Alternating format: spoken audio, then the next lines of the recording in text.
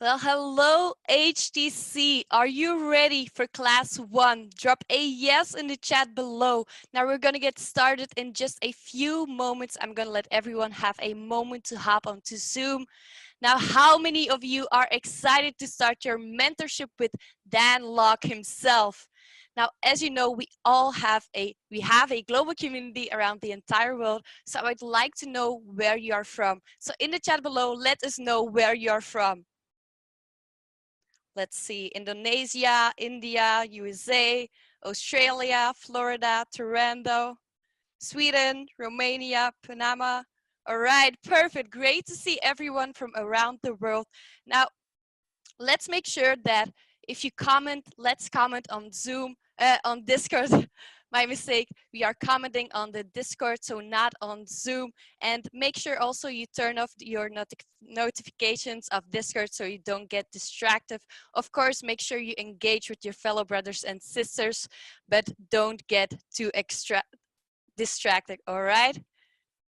Now, my name is Dana Brasseur. I'm one of your HTC sisters, and I'm about to bring on someone very special. Now, he's the right-hand man to Dan Locke himself. Some people call him the Sarge, but I call him Desmond. So let's bring up that energy and welcome to the call, Desmond Soon. Welcome, HTC family. Thank you very much, Dana. That was very kind of you, very kind words. I did notice in the chat from around the world. In fact, the last time I checked, I believe that we have members in nearly 190, 195 countries around the world. That pretty much puts us entirely around the globe. Many of you have been waiting eagerly for some time. And for some of you, this evening is going to be the start of a journey in which you will never be the same person ever again. Our hope and with our confidence, we know that you will emerge a better version of yourself. It doesn't matter what reasons you came here. Perhaps you are looking to make some extra income. Perhaps times are tough, economic recessions, things are changing, and maybe you find yourself in a very vulnerable position and you're looking for that high income skill.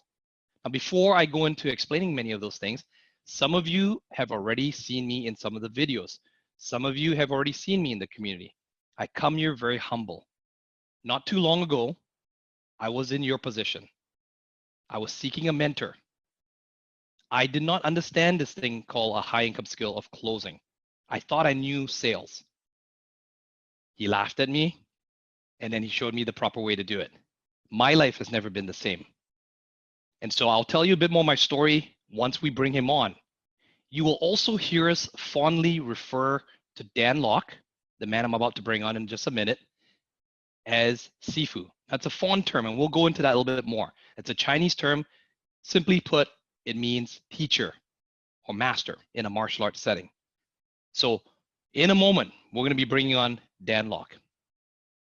Many of us call him Sifu. You don't have to, but we will address that in a second. Turn off all distractions. Empty your cup.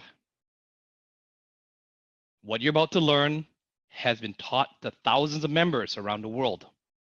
And still, the world needs high ticket closers. Same mentor, same system, same process. Many will get it, some won't. I certainly hope that all of you will go through the next few weeks and come out on top. Don't be shy. Interact in the community, ask questions, interact in the Discord chat. We use Discord, but I can also tell you that Dan Locke is very strict about bad apples. So come professionally, come with respect, participate, do not be cheeky, do not be sarcastic, do not try to be the wise guy. Come here humble to learn, because if you do, potentially you could have all the things that you've ever wanted. The dreams, maybe it's just security. Maybe it's a way to take care of your family. Maybe it's a way to buy a business. Maybe you're a business owner and you want to increase sales and maybe go back to your team and teach the rest of your team how to increase sales and revenue. All those things will be covered in the next few weeks. So go ahead and type in the chat. Are you ready to get this class started? Say yes in the chat. Dana, we're about to get started here in just a second. Look at the chat going off here. Is there anything else you'd like to add before I can see that Sifu Dan is about to get ready to come on? Is there anything else that you would like to add? Yes, I can see the chat is blowing up. No, maybe for everyone so they know, like, I'm a sister from season 8 as well, and little backstory, little bit of my story actually. I began my journey in HTC 2 years ago in season 8, and I volunteered to be on the rap team and worked my way a bit up, and now I'm here with all of you enjoying this class. So I'm ready, and I hope so you are too. All right, fantastic. You will get to know Dana more and more. You'll see her videos in the Facebook group. You will also hear her on the classes. We are here with you. We can't do it for you, but we will do it together with you. Does that sound good? Is that okay with you? Okay, so let me show you one of the best ways of being successful with being in HTC. One of the first things you want to do is participate. Number two, that means also in the chat, when we ask you to, get on your feet, make sure you're in a safe environment, make sure you're not driving, and if that's unavoidable, then just drive safely. But sometimes we ask you to participate, you might need to pull over to the side of the road. Okay, so make sure you take care of those. Next, there's going to be assignments. At the end of classes, there are going to be assignments. I know that Dan always over delivers. So make sure you've blocked out time.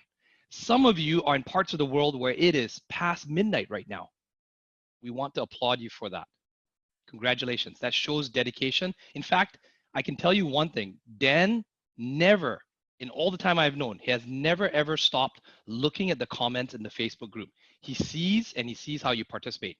He always says, I don't read what they write. I don't listen to what they say. I watch what they do. Some deep meaning there. And you will learn other phrases, things that we talk about, mottos that we use in the community, the family, the HTC family. Things like how you do anything is how you do everything. Go ahead and write that down. How you do anything is how you do everything. There you go. Look at the chat. I can see people at 4 a.m., 3 a.m., 2 a.m.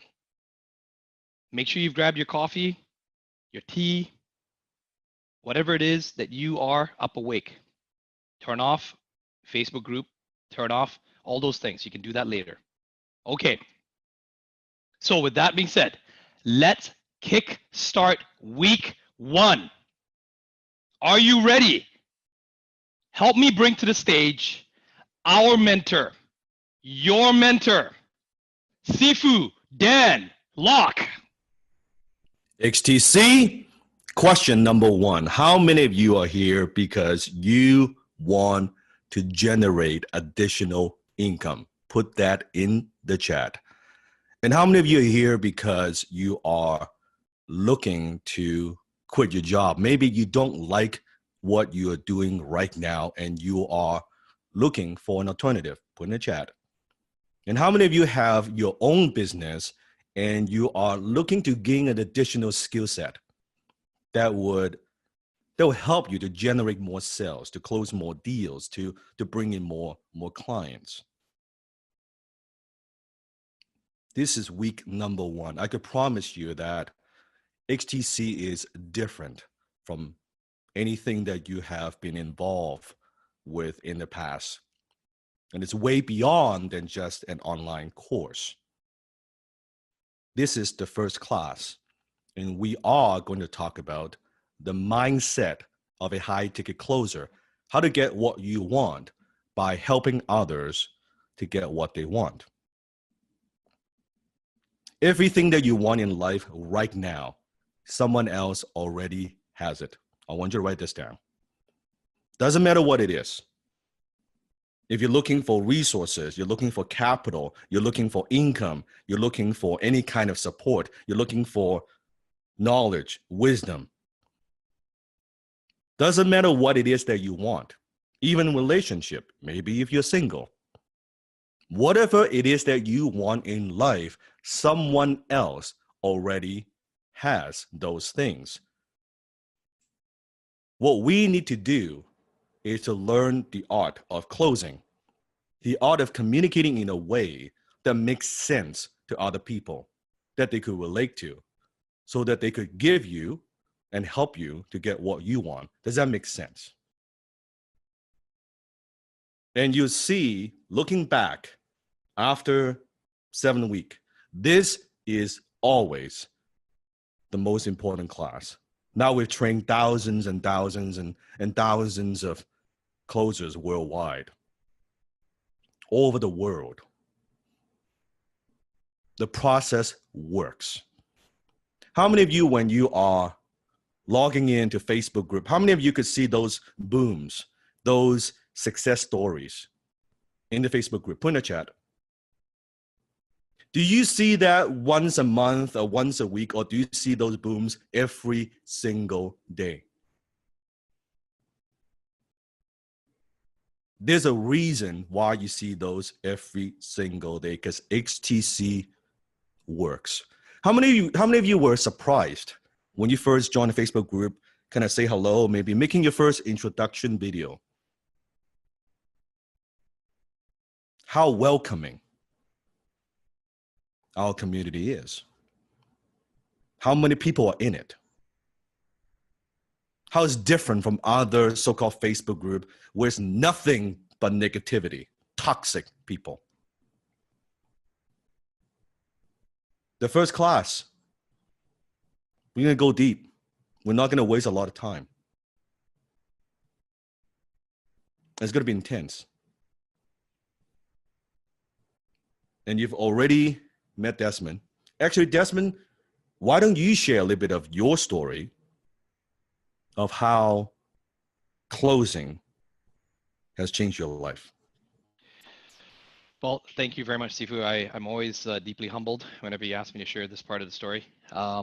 So I'm 42 years old right now, and a couple of years ago, what happened was I'd lived in Japan for 12 years. I'm a Canadian.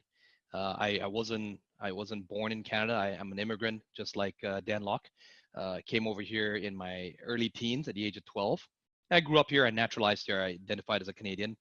But by my early 20s, I found myself traveling out to Japan. And I've been a pretty reckless individual. I've very entrepreneurial from a very young age. Many times, a lot of my decisions were bad decisions. As resourceful or creative as I have been, I put my energies in the wrong spaces. So there were times I encountered, getting in trouble with the law. On the other hand, though, I've had a lot of wins. I've had some really amazing wins. I've been a pilot, concierge. I've worked in numerous businesses. I've had the ability to work with millionaires and billionaires. I've just been very fortunate. And then around my early 20s, I found myself traveling to Japan, and I worked in sales over there. And during that time, I worked in the corporate environment. I also got to know a different environment of sales, a B2B level of sales. And then I became an entrepreneur again. Raised $500,000 for a business that went bankrupt, raised another $500,000 for another business that pretty much went bankrupt. And during that time, I did actually have a couple of mentors, though at that time, I did not appreciate the value of a mentor. I was young, I was brash, I had an ego, and I thought I knew it all. It took me till the age of 36 when I got our family deeply in debt. Some of you may know the term Yakuza, which is the Japanese mafia. And I'm not going to go into that deep story there, but I found myself deeply in debt, owing the Japanese mafia close to about 100,000 US dollars. I had borrowed money to the hilt, and I had lost investors' money. So putting my family in deep grave danger, their lives included as well, I found myself having to come back to Canada as a single parent with my two boys. My wife and I did not divorce, but we had to separate, and it looked very bleak. It really looked hopeless. I had to take a very humbling job as a salesperson in an electronics store, Sony. Many of you guys may know Sony, the brand. And I had to start from the bottom up. I had to take a dirty bus to commute to work. And during that time, I listened to motivational videos and listened to motivational audios. And I started to research the term Vancouver entrepreneurs because I got the entrepreneur bug in me, and I thought, who am I? Here's this smart guy.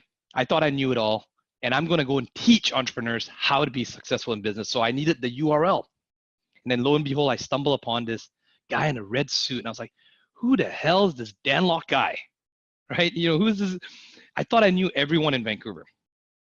Boy, was I about to get schooled again. So I go down to a meetup that he had put on at the Vancouver Entrepreneurs Club. It's the Vancouver Club. It's a very prestigious place where billionaires and millionaires, they congregate. These are the people, the titans of industry that have formed and built the society.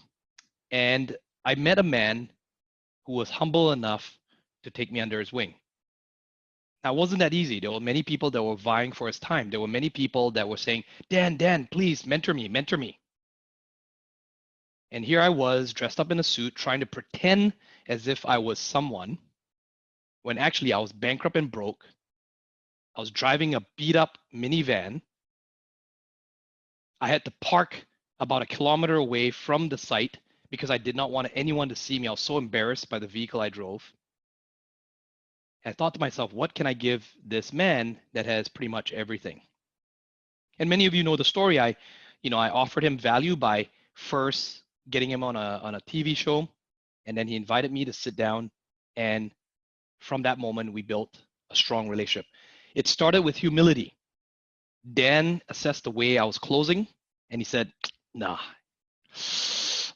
Desmond, no. And he started to show me with patience. So why am I telling you this whole story is because through that time, my life went from on the verge of bankruptcy to moving into a brand new townhouse to driving a luxury vehicle. I went from just survival to stability to success in a very short period of time. My wife and I are back together again. We're very happily married. I'm not promising that's going to happen to you, but I can tell you the financial confidence that this mentor of mine, this mentor of yours, has given me and has given to thousands of other people around the world. If you just submit your pride, empty your cup and learn, there's a very, very high chance that you will see success in your life as well. So I look forward to going along on this journey with you, together with you. Your story is going to be different from mine. We certainly look forward to hearing from you and what your story is going to be. So with that, I'm going to humbly pass the mic back to my mentor, Dan Lok, and let's get the class started. Thank you, Desmond. We have taught many seasons of XTC, and we have revised XTC for at least 12 times. So what you are getting in this season are some of the most important secrets that we've learned, some of the best practices that we've developed, honing the process, refining a lot of techniques. In each season that we do, we always learn something from it. And there are certain things that we've learned and certain things that we are doing now that we weren't doing 6 months ago, a year ago, because things change. The marketplace changes. Things are different. So what you are getting is the most up-to-date, the most advanced version of our curriculum. So let's go through some important instructions first. Now, these instructions are designed to help you to get the most out of XTC. How many of you put in the chat want to get the most out of XTC in the next 7 weeks that we have together? Put in the chat.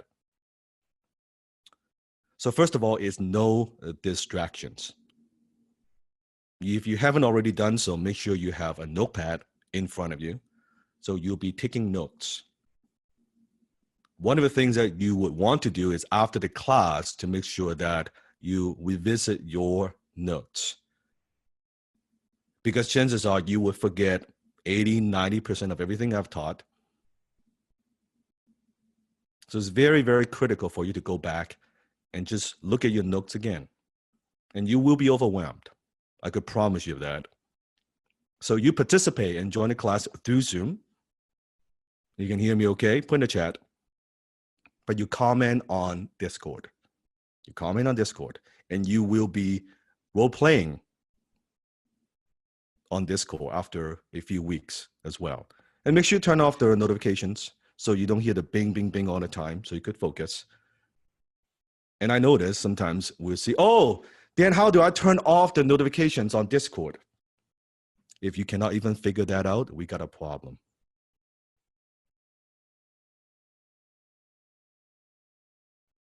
I'm serious. I'm going to hold you to a higher standard. This is not your typical average day stuff that most people do. You're going to close $2,000, $3,000, $10,000 sale, and you're telling me you cannot figure out how to turn off notifications. You've got an issue. So I'm going to hold you to a higher standard. Number two, make sure you comment often. One of the things that you'll notice is you will get out exactly what you put into HTC. Write this down. You get out exactly what you put into it. So make sure that you have this Discord account, and make sure that you also have your photo, upload your photo in Discord, because when you role play with your other brothers and sisters going through the same program, they want to know who you are. Using your real name. If we see a name that is not a real name, you don't have a photo, unfortunately, the team, the community would have to ban you, would kick you out before you actually upload your name. We don't need to know who you are. Let me tell you something. If you're going to close high ticket sales, one of the key things when it comes to high ticket sales is you're selling trust. You cannot be a faceless, nameless person if you want to create trust with a prospect. Does that make sense? You cannot be hiding stuff. Okay. Number three, don't be shy. This is one of the most supportive communities in the world. We're here to support you. We're here to help you. But we also help people help themselves. And number four, be resourceful. There's never a lack of resources. It's always a lack of resourcefulness. Sometimes in life, I believe that sometimes nowadays, most of us, we are spoiled. Whenever we hit a little bit of obstacle, a little bit of resistance, we're like, oh, I don't know what to do. Well, as a high ticket closer, one of the key traits that we have, we are resourceful. We figure shit out. We get shit done. If you don't know, Google. Read instructions. Solve problems on your own first. If you still need help, we're here to help you. Then you can ask your leader, ask your brothers and sisters who've been through the program. They're here. By the way, how many of you notice that we have previous graduates, hundreds of them actually, participating tonight? Why do you think they are here tonight? Haven't they learned the materials already? They're here to relearn. They're here to revisit the materials. And that's the difference. And last, if you still need help, contact support. They'll be more than happy to help you. Now, each class, we start at 6 p.m. Pacific time, and we end, let's say 9 p.m. Pacific time. Pretty much, that's the schedule. But one of the things that you'll notice is we would go over time. Because when I teach, I'm not looking at the clock. I'm not looking at, oh, okay, here we go. It's a 3-hour class. It's a 2-hour class. I'm going to teach you 3 hours and I'm out of here. I don't do that. I'll answer your questions. I'll make sure that you get it. I'll be here. I will be here to give you 100%. Are you going to show up 100%? That's up to you. And the replay will be available within 40 hours. If you miss a class, you'll get the replay within 40 hours after each class. And promise me, please, emailing support 10 times won't make it faster. It's going to be 40 hours. Can we agree on that? Yes or no?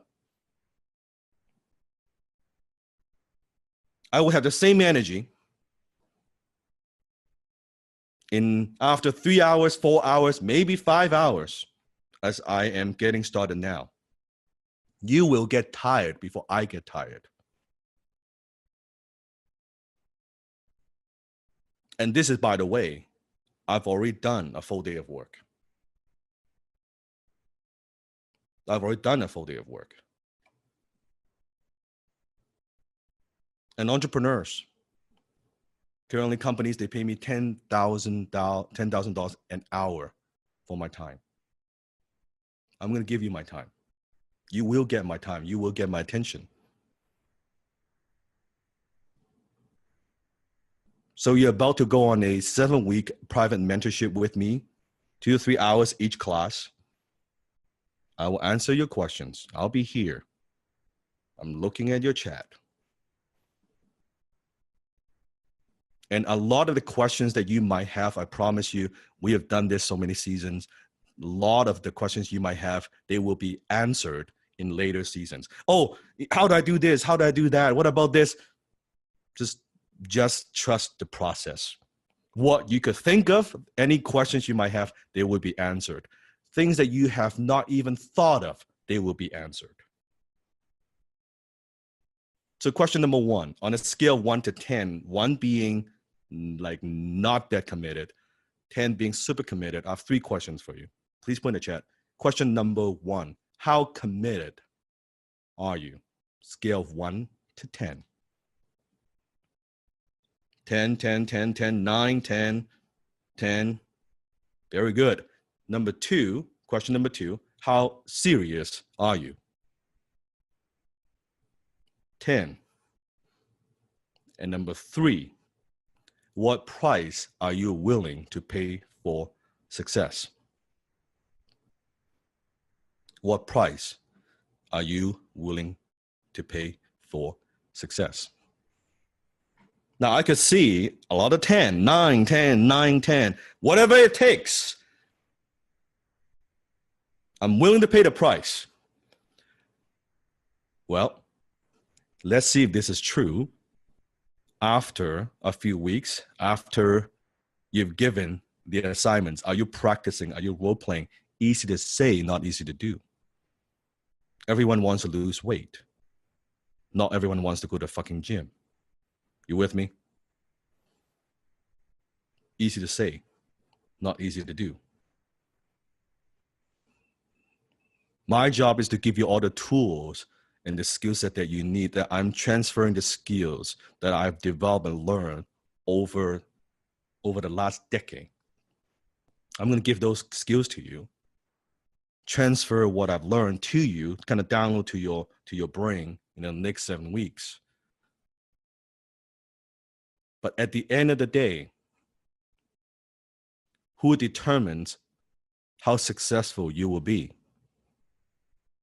Who determines how well you will use those skill sets?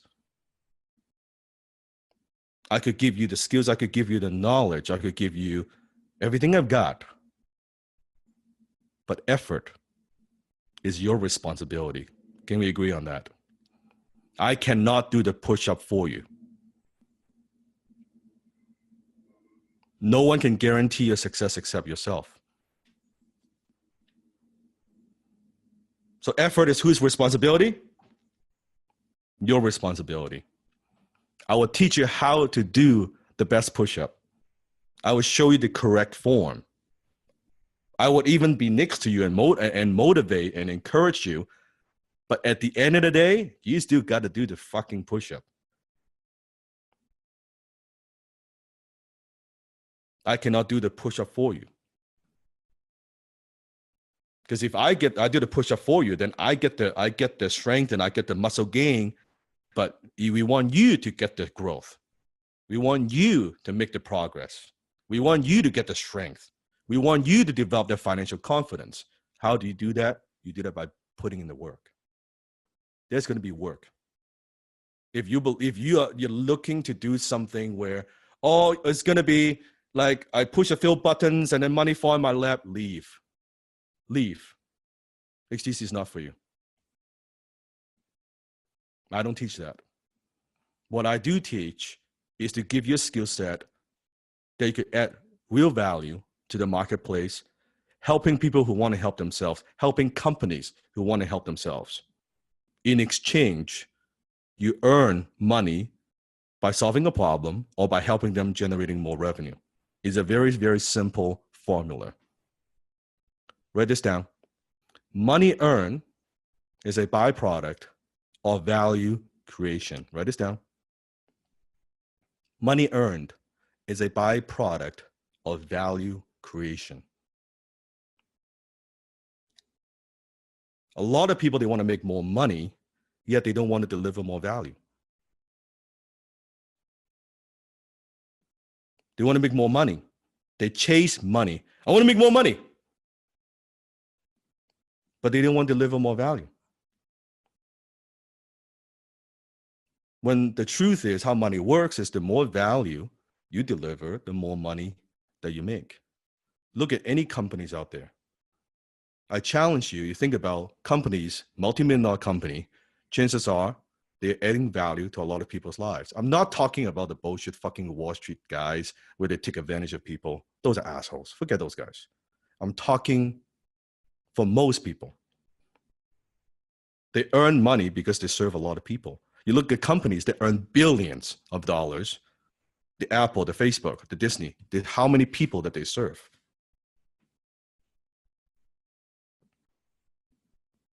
It's very simple. And yet the school system doesn't teach us how to do that. It teaches how to earn money, generate income in a very linear way. It doesn't teach us how to think and how do we add more value to more people's lives. In exchange, we earn more. So XTC started off as one vision. One vision. And then we had the first group, the first season of HTC graduates. And like Desmond said, now we are in 100 somewhat countries, pretty much all over the world, except maybe a few third world countries. We are a global community, not just US, not just Canada, not just Australia, not just New Zealand, not just Australia, not just UK, not just India, not just China, everywhere. Everywhere. Everywhere. So what's our vision? Our vision is actually incredibly simple. Our vision is this. Actually, say this with me. Is to be the number one closer organization in the world, transforming lives, one closer, one business at a time. That's our vision, to be the number one closer organization in the world.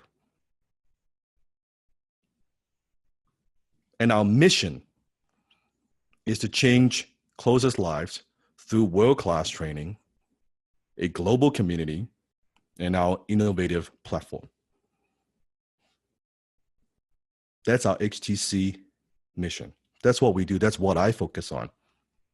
As the teacher, as the instructor, as the founder of HTC. And some might say we are already number one. I don't like to think that way, because I want to stay hungry. I want to stay humble. I want to keep going. I always want to think that we are just getting started. We're only tapping into a fraction of our potential.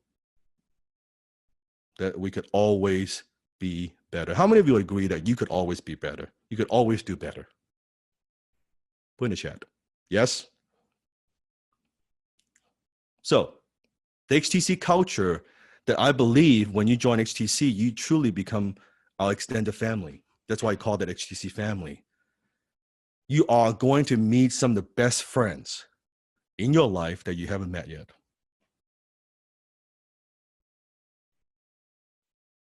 You're going to share your journey, your stories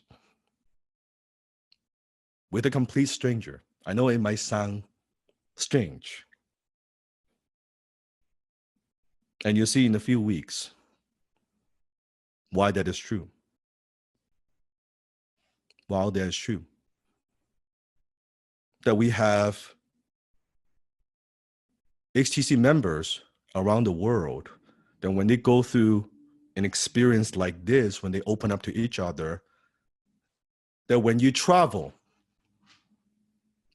when you go to a different city, you will find HTC brothers and sisters welcoming you, having lunch, having dinner. Some of you opening up their homes to you to stay, because that's the type of relationship that we formed in here. Unlike your other friends who may be negative, who may be toxic, who may not be very supportive. You have to experience it. First class, you may be thinking, oh, is that real? Well, I'll let you be the judge. So question, have you ever invested in other programs, seminars, workshops, online courses, systems, and yet you never use the materials being taught? Even though that you invest money into it and the materials aren't bad or the instructor isn't bad, but you don't use everything that was being taught, or you don't fully utilize everything that you've learned. So I want to take a moment and kind of explain what makes HTC different from every damn program that you've taken in the past. Does that sound good? Okay. So number one, transformation, not information. Transformation, not information. I believe most people, we are drowning in information, and yet we are starving for wisdom. We're drowning in information, and yet we're starving for wisdom. Drowning information meaning that there's so many things that we could do, so many videos we could watch, so many articles we could read, so many books we could read, so many podcasts we could listen to. There's not a lack of information. There's a lot of information out there. But that's not the issue now, is it?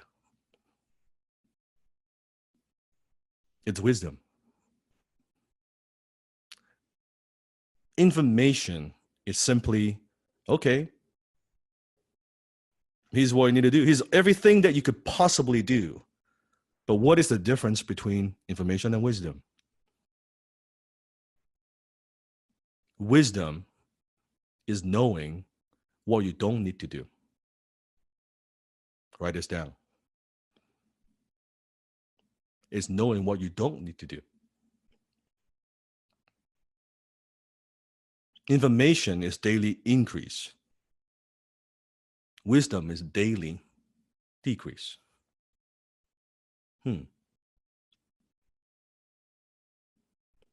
So you're going to go through a very powerful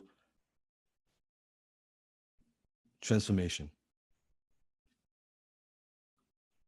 And I'm not going to tell you, what you should do. You should do this, you should do that. That's not what I do.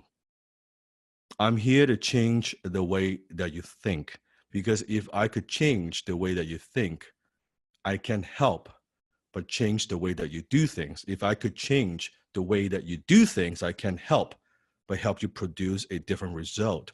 Most people fail when they acquire some kind of new skill, when they learn something new. Not because they don't want to do it, not because the system doesn't work. It's because they have not changed who they are. They have not changed who they are. And this would mean more to you in later weeks.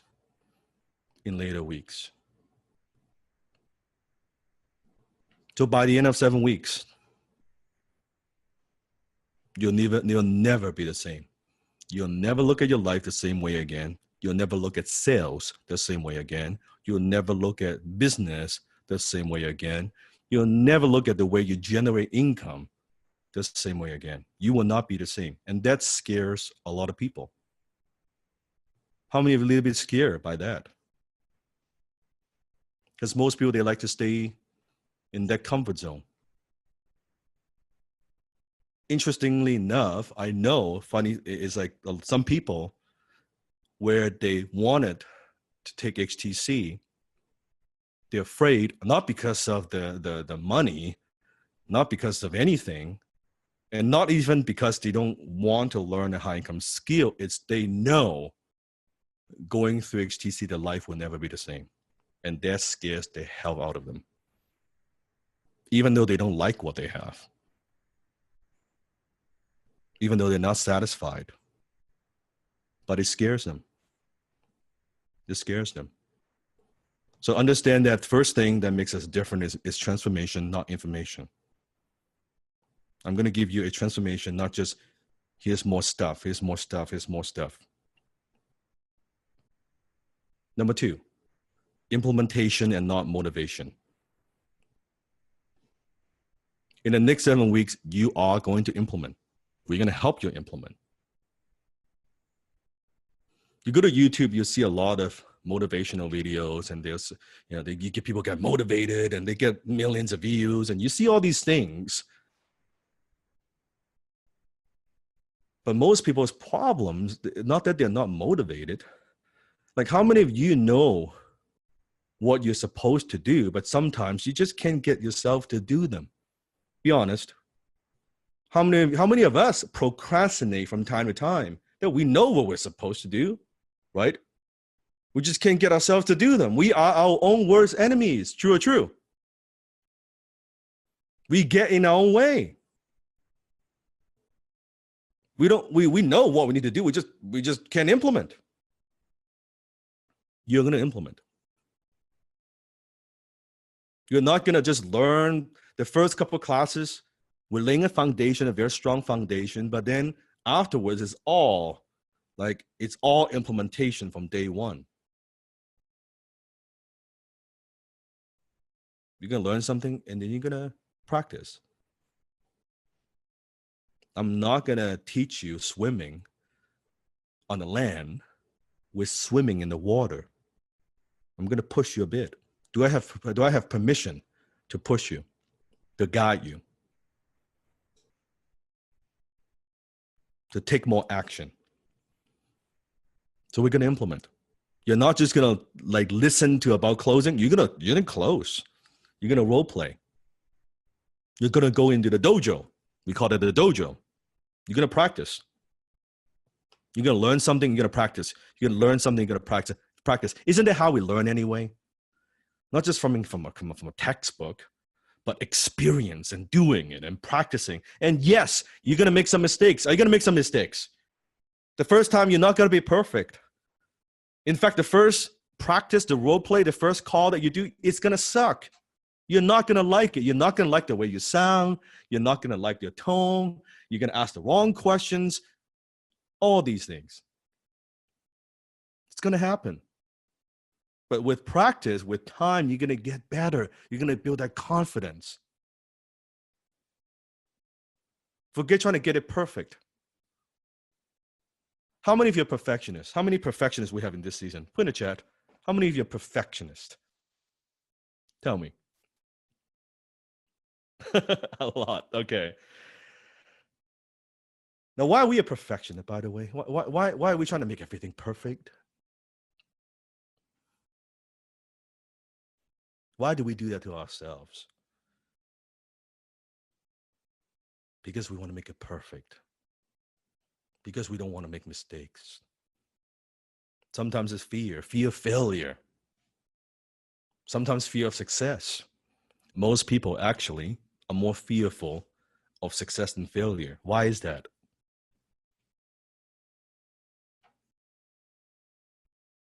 Because they know what failure is like.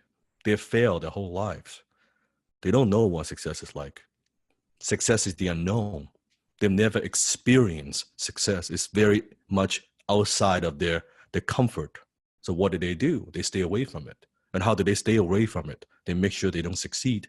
And instead of demonstrating through, I don't want to succeed, they put up this barrier. You put up a wall called perfectionist. If it's not perfect, I'm not going to do it. If it's not perfect, I'm not going to take action. But deep down, you know what is the truth. The truth is, I don't want to fail. We're not going to try to be perfect. Write this down. We're not going to be perfectionists here. I will not allow you to be a perfectionist. We are going to be a progressionist. Progressionist. Progress over perfection. Forget trying to get it perfect. Focus on the inches. Let's progress together, inch by inch. Focus on the inches in front of you. Don't focus on the miles. Just focus on inches. Bit by bit, step by step, baby step. You're going to do just fine. So what to expect in the next 7 weeks? So for the first and second week, we are going to heavily focus on mindset. What are we going to focus on? Mindset. And you will see these 2 weeks are always the most important weeks. But you won't recognize they're the most important weeks until probably in later weeks. And then you will get it like, oh, no wonder. Because every single time I teach the class, what happens is, oh, Sifu, show me the script. Give me the script.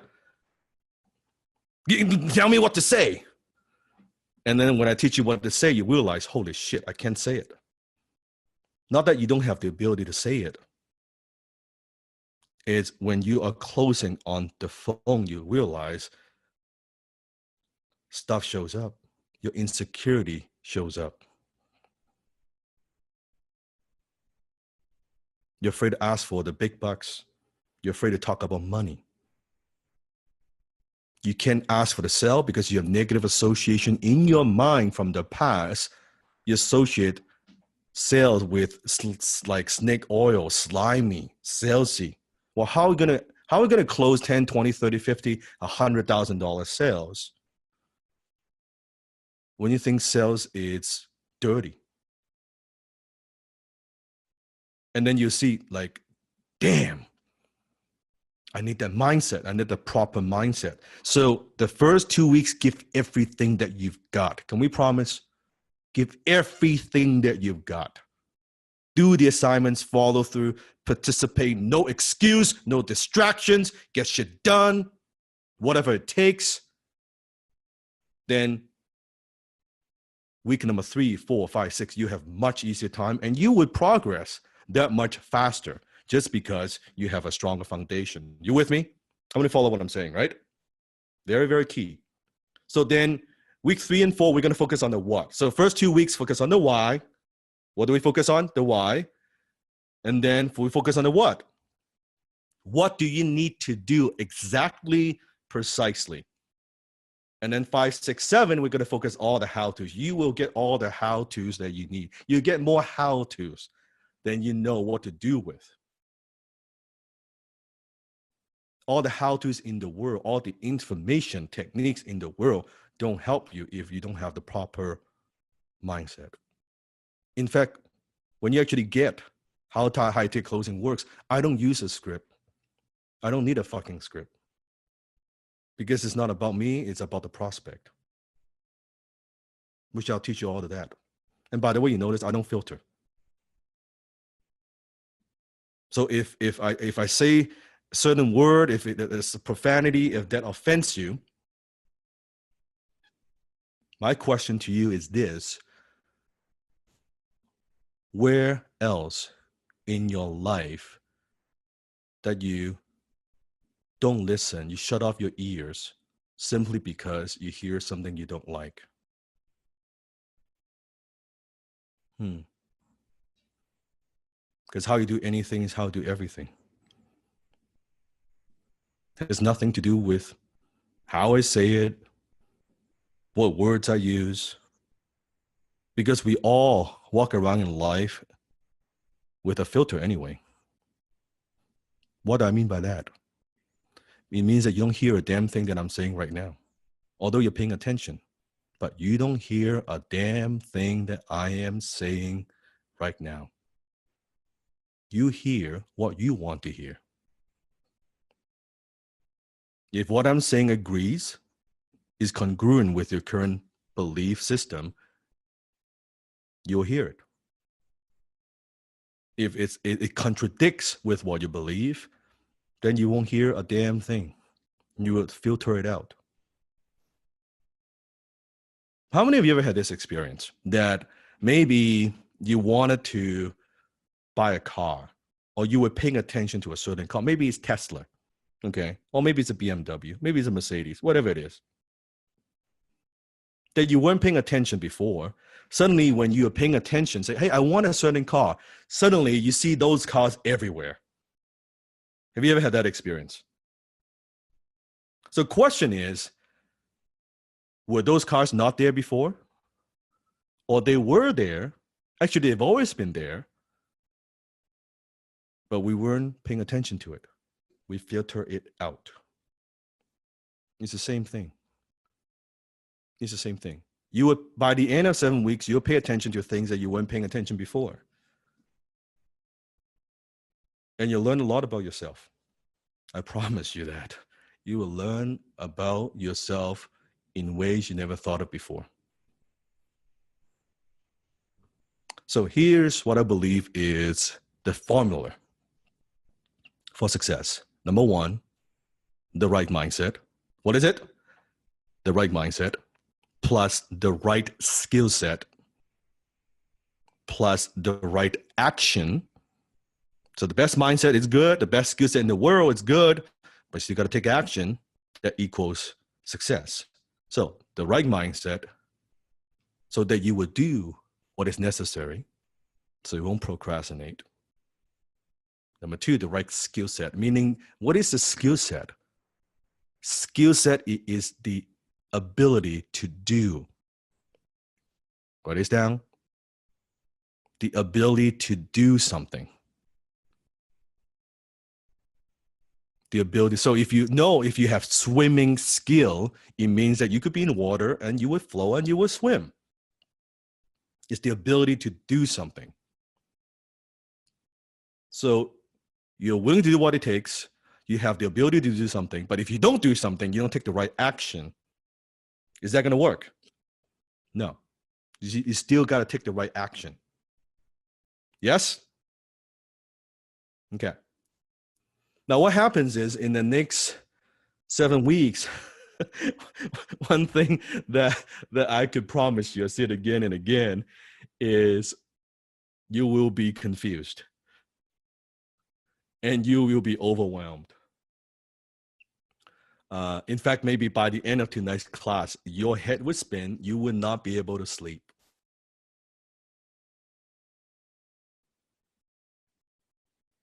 So confusion is normal. Confusion is normal. Getting overwhelmed is normal.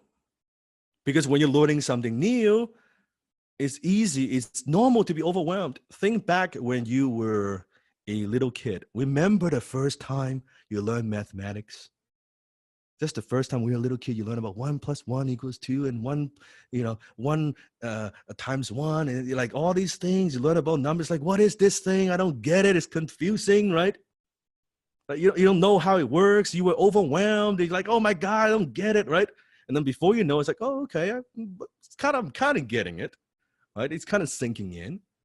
So during the next 7 weeks, if you are confused, it is a great thing. Because how many of you're not here to learn what you already know? How many of you are here because you are here to learn something new? You're here to develop a new skill, right? You're here to develop a new financial confidence. We're not here to learn what you already know, right? I'm not here to teach you how to do 1 + 1 = 2. It's going to be like a new language, almost like a new language. So confusion is normal. So whenever that, if you feel confused during class, What do? You celebrate it. You give yourself a pat on the shoulder and say, great job, because it means you're learning something new. If you get overwhelmed when we are teaching you the techniques, like, oh my God, how do I do this? How does it work? Oh, how am I gonna, oh, this too much. Oh my goodness. Good. Celebrate it. So when you see your brothers and sisters getting overwhelmed, please celebrate it with them and say, good job, awesome. It's normal. Because we were taught at a young age that being overwhelmed is a negative emotion. That somehow it's like a bad thing. Oh, I don't want to be overwhelmed. That's a poor person's mentality. Being overwhelmed is not a negative emotion. It is a sign for growth. It is a sign for growth. You know you're growing when you're overwhelmed. Just think about your life, your whole life. Every time you learn a new language, you learn a new skill, something you didn't know before. Maybe, how many of you play instruments or sports? What kind of sports you play? Put in the chat. Or what instrument? Tell me. Guitar, volleyball, piano, I see the fencing, basketball, badminton. Awesome. Remember the first time you learned that skill, the first time you played that game? Didn't you feel inadequate? Didn't you feel like you don't know what are the rules? What the hell you were doing? I don't know. Do I kick this ball? Do I play this? Like, I don't know how does this work, right? Weren't you overwhelmed? Weren't you confused? Isn't that how we learn anything? But somehow, when it comes to learning a high-income skill or creating wealth, learning anything new, oh, I don't want to be overwhelmed. Oh, I mean, this is like too overwhelming, man. I can't take this. That's a sign that you're learning. You are growing. You are expanding your possibility. Why would you shy away from that? And so if you shy away, write this down, you shy away from being overwhelmed, you shy away from growth. So what would you do? What are you going to do from today forward? Whenever you feel overwhelmed, whenever you feel, oh, I'm confused, I'm not getting this. Oh, this is confusing. This is hard. You celebrate it. Like, yes, I'm learning something new. I'm growing. And before you know it, through practice, it becomes less confusing. Through practice, it becomes less overwhelming. But it's your job to overwhelm yourself from time to time. It's your job to make sure you do get overwhelmed from time to time. You don't want to stay just like normal pace too long. Because it means you're not growing. No different when you're working out, right? Let's say you want to work on the bicep, right? You want to grow that muscle, right? So let me ask you a question. People who don't get overwhelmed, right? You want to, let's say you want to grow that bicep, and you're lifting like a 1 pound dumbbell, right? You're just lifting a 1 pound dumbbell, and you wonder how come I'm not growing those biceps? Because you're lifting a 1 pound dumbbell. Hello? You're not getting, I'm not growing. I don't get it. Because it's too freaking light. Oh, okay. All right. Well, to grow, what do you need to do? You need to put on more weight. What does lifting more weights mean? It means that you are overwhelming the muscle fibers. You're putting pain, right? You're literally tearing up those muscle fibers. Right? This is why people lift weights, they need to rest. Right? And then as the muscle fibers, as they recover, they become stronger and stronger. But how many of you have never haven't lift weight for a while, and then we lift those weights, like you're pushing like new weights, and then afterwards the next day you're like, oh my God, my back hurts, my arm hurts, my shoulder hurts, my thigh hurts, like, oh my goodness, you're walking funny, right? Of course, right? So if you're working out, if your muscles are not hurting, not hurting it all the time, but from time to time, every time you push the new limit, right, that you got to overwhelm your muscles. What I'm teaching you now is you got to overwhelm your mind.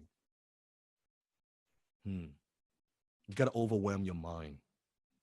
You got to stretch it. You got to put some new information in there. Is this making sense? Is this sinking in? And you see by the end of 7 weeks that you will get a certificate, a high ticket closer certificate. I have many, many students who would tell me that when they get a certificate, that some of them have degrees, some of them have law degrees, master degrees, and they say they value the HTC certificate more than they value their degrees, the PhDs, right? You know what PhD stands for? Pizza Hut delivery. That's what it stands for. It values more than the PhDs, right?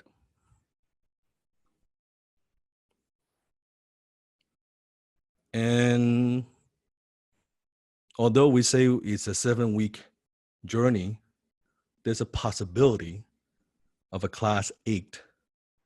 But in order to unlock bonus class 8, you will need to work together as a team. I'm going to teach you teamwork from day one to achieve an average 80% attendance rate in the next 7 weeks. Not 79, not 78, 80% together. So it means it's one thing for you to show it up. That's good. You got to get your brothers and sisters in the same season to show it up. Because I know your success is determined by how often and how you showed up. It's okay to listen to the replay. Nothing compares to being here. Nothing. You will get more, way more out of it by being here. And I understand, right? Put in the chat your time. What time is it now? Where do you live? Actually, Sifu, do you mind if I quickly just chime in for a second Go as ahead, well? go ahead. I mean, the feedback that we've had from all the other seasons, even doesn't matter where they are in the world, being able to interact and ask questions, in the class, someone's going to chime in, even if sometimes there's so many questions that come through that myself or yourself were not able to answer that. I know that someone in the community, one of the leaders, one of the veterans will chime in and answer your question. You can't do that on a replay, right? So that's one of the main reasons to be here from an energetic level and to have a first mover's advantage. Because when you're in class, you're going to learn something. And quite frankly, I mean, like I've done it myself. I've been guilty of this. I'll say, oh, I'll catch up on it on the weekend. And then we never do. And then it's a slippery slope from then on. So my encouragement to each and every one of you, be here live. Put in the time. Those 7 weeks, it's the best investment of your life. How you do anything is how you do everything. Number 3, what makes HTC different from everything that's out there is depth, not width. Oh, you bet. We're going to go deep. No. You don't understand. We're going to go deep. We're going to go so deep. You will not be able, it's not what you think. It's not what you think. How many of you have ever seen the movie The Matrix? If you have not seen the movie The Matrix, one of my assignments I would give you is, it's on Netflix. You could go watch it, especially the first one. And you see, don't watch too many other movies, but this is the one that I will recommend because there are a lot of similarities of what we're talking about. So if you remember, if you haven't watched it, I'll explain. Near the end of the first movie, Matrix, there was a scene when the main character, Neo, by Keanu Reeves, And the whole story was telling him about like, okay, you're the one. And it's like, I'm not the one. And at the very end, finally, he could see, oh my goodness, we are in a matrix. Even though before through naked eyes, he couldn't see it. Suddenly he could see it, and he could see these green codes. Remember that scene? That once you see the green codes, it cannot be. Now he could see, oh, now I know what you're talking about, right? Very much. Going through HTC, one of the best ways I could explain what it feels like, it's like this. I'm going to show you those green codes. I'm going to show you how people communicate. I'm going to show you how the world actually works. Not the way that you've been taught, not the way that media wanted you to believe, but actually how it works. Not the way that the matrix wants you to believe, but how it actually works. So here's my warning. And I always need to do this warning. This is your last chance. After this, there's no turning back. You take the blue pill, the story ends. You wake up in your bed and believe whatever you want to believe. You take the red pill, the HTC pill. You stay in Wonderland, and I show you how deep the rabbit hole goes. So question is, you want a blue pill? You want a red pill?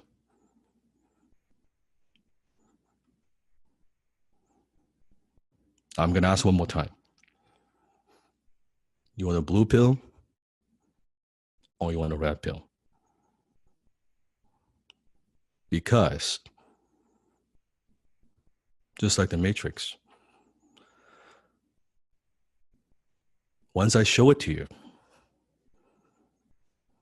what is seen cannot be unseen. And I'm very serious about this.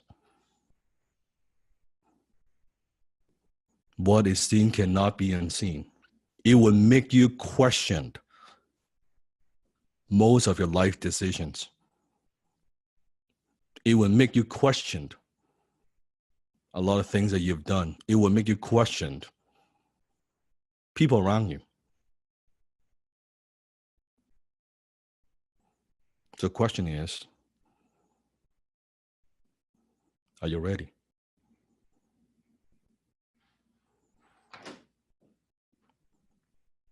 All right. Here's the pill. Here we go.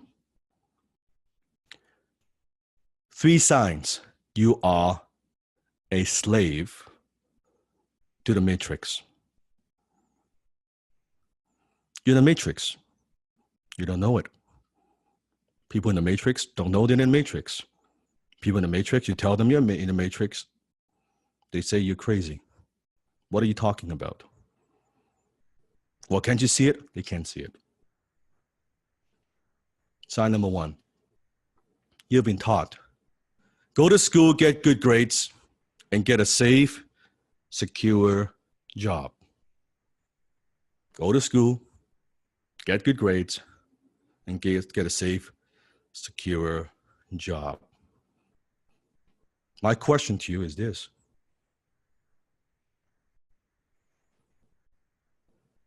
How's that working out so far? How's that program working out for you?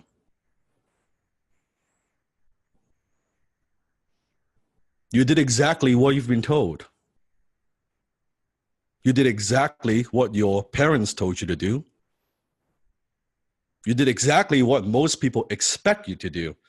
The only question is, how is that working out? I remember the first time when I had a conversation with Jenny, and at the time we just met, we were just dating. And at the time she was still going through university. In fact, she was going to the University of British Columbia, which is one of the top, if not the number one university in my city. And one day when I came home, she was studying. And at the time she was taking food nutrition, that was her major. And she was stressed out and ended up crying. And I said, like, baby, what's wrong? She's like, oh my God, I don't, this is so stressful. I don't want to do this. I don't like this. And I don't get it. I'm afraid I'm going to fail. And I'm going to tell my parents. And I said, well, then why do you pick this subject? Well, because my mom told me that their job opportunities, easy to find a job in food nutrition. Okay, but I said, do you like food nutrition? No, I don't like it. Okay, and so you're studying because of what mom is telling you. She said, yeah. I said, and you are now stressed out because you're studying something you don't like and you're afraid that you're not going to pass. And what happens if you don't pass? Oh, then my mom will be so mad and she won't understand. And I don't want to be disappointment to her. And I said, okay. So like, this is just, let's take out, like I said, let's just put aside, I'm your boyfriend. Can I be your coach for just a moment? Just like, okay. Like, do I have permission to coach? Because you always want to ask for permission to coach. She said, okay. And so let me get this straight. So you are going to spend 4 years of your life studying something that you don't like, you have zero interest in, and getting into debt, student loan, so that you could get a job in a field that you hate for the rest of your life. Is that what you're telling me? And she's like, well, that's what everybody else does.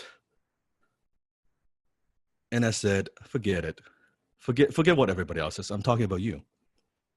Is that what you're telling me? And she's like, well, if you put it that way, that's kind of like sounds silly. Well, it is silly. Well, what am I supposed to do? You know, my parents gave up so much to be here, for me to be here. I'm the only child in my family, right? I want to make them proud. I don't want to disappoint them. They sacrificed so much, you give up so much for me to be here. Like, what do you want me to do? I want you to talk to them. Well, I can't talk to them. Well, how about I talk to them? And I did. I went ahead. I talked to Jenny's dad. And I was closing him. And I said, you know, uncle, that's what uncle back then. Now it's also my dad, father-in-law. But I said, uncle, I explained the whole scenario. I said, like, you do want Jenny to be happy, and she's stressed out. She doesn't like to do this, even though she could get a job, but she doesn't enjoy it. She'll be miserable. What do you want to do, right? And finally, he kind of understand and said, how about this? Have you ever asked what she likes to do? Like, have you ever asked what she's good at? I said, no.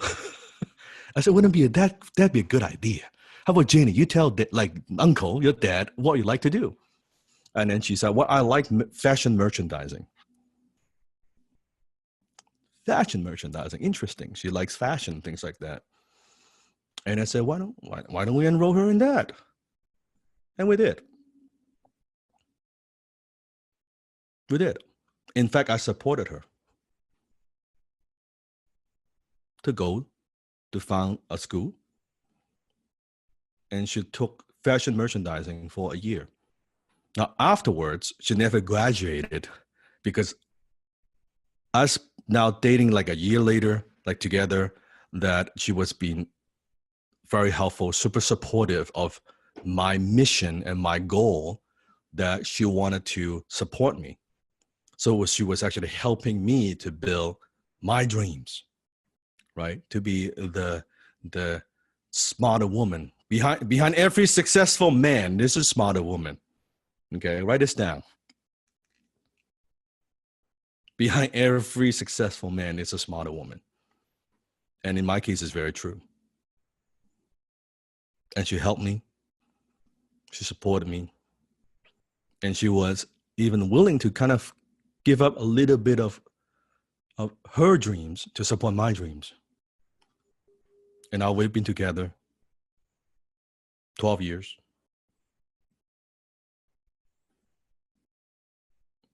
I could tell you something here. How many of you are on this journey, you're learning this high income skill because you wanted to provide for your family. You want to help your family. That's why you're here. You want to provide a better lifestyle. You want to be a better daughter, a better son, a better father, a better mother. For some, a better grandmother, a better grandfather. You're here because that's what you wanted to do. Yes, you want the finer things in life, but really you want to help your family. That's why you're here.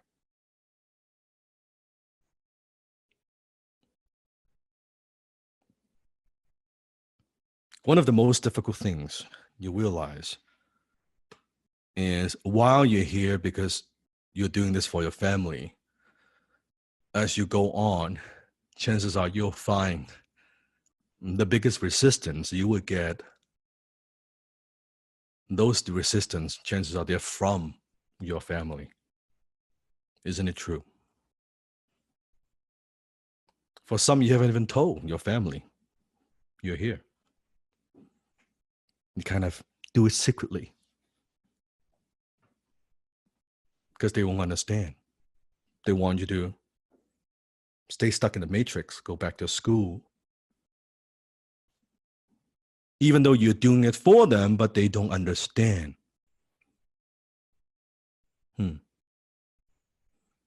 That's the resistance.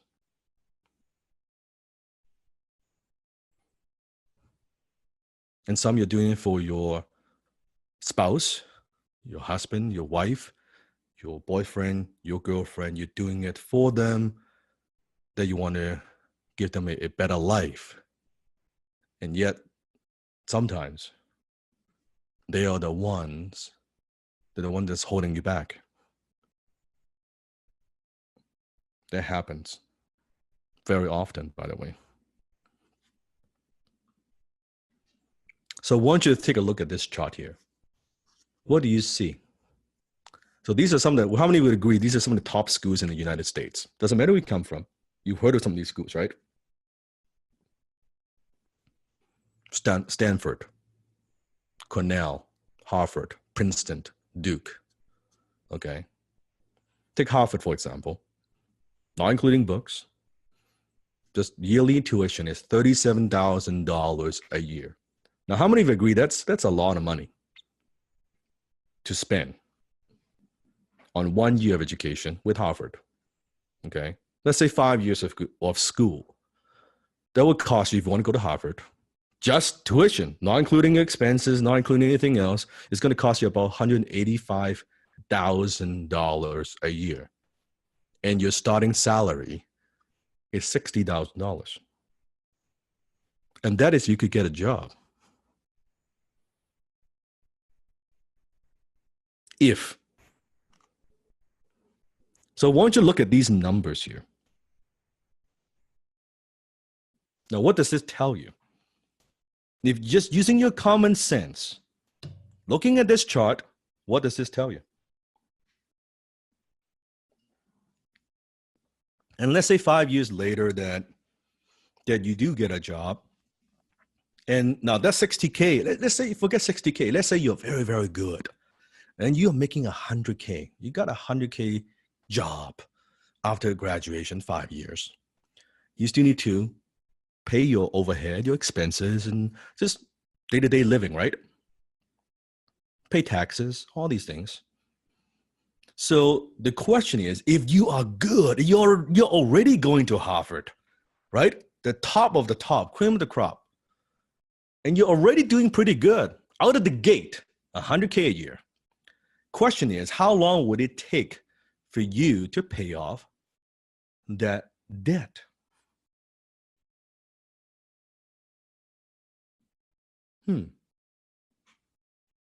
And that is your good. And that's if you're going to Harvard. What if you're not going to Harvard? What if you go to a college, a university? You got to explain about. And what if your starting salary is not 100K, it's 60K, it's 50K? Now what?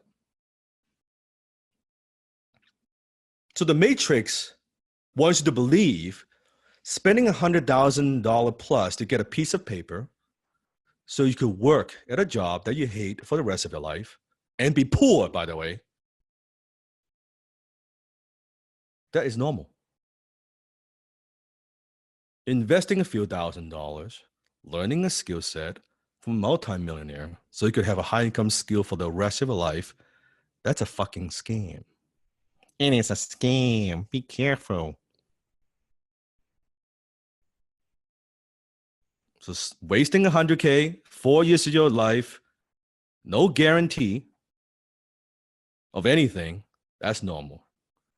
Spending a few $1,000s, 7 weeks, learning a skill that you could use immediately, seeing the success story every damn day in the Facebook group, that's a scam.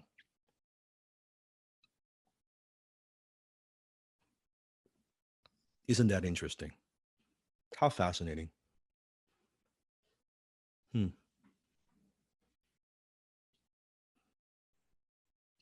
And here's the deal. If you don't mind, put in a chat. You don't have to do this if you don't want to, but if you don't mind, put in the chat your age right now. See 25, 30, 45, 48. See 23, 19. Here's the deal. If you have been working, like you graduated and you've been working at some kind of a job for more than 10 years, and some you started early, but if you've been working for more than 10 years and you look at your bank account, you got nothing to show for, you have no savings, all you have is debt. Let me tell you this, you've already been scammed. You've already been scammed. Because what does being scammed means, it means that you were being taken advantage of without realizing it. Isn't it true? You've already been scammed. Because look at your life right now. Where has that program has gotten you?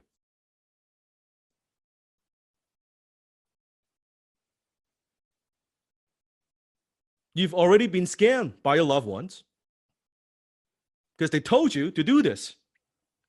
By the government, by your school teacher, by your friends, by your relatives.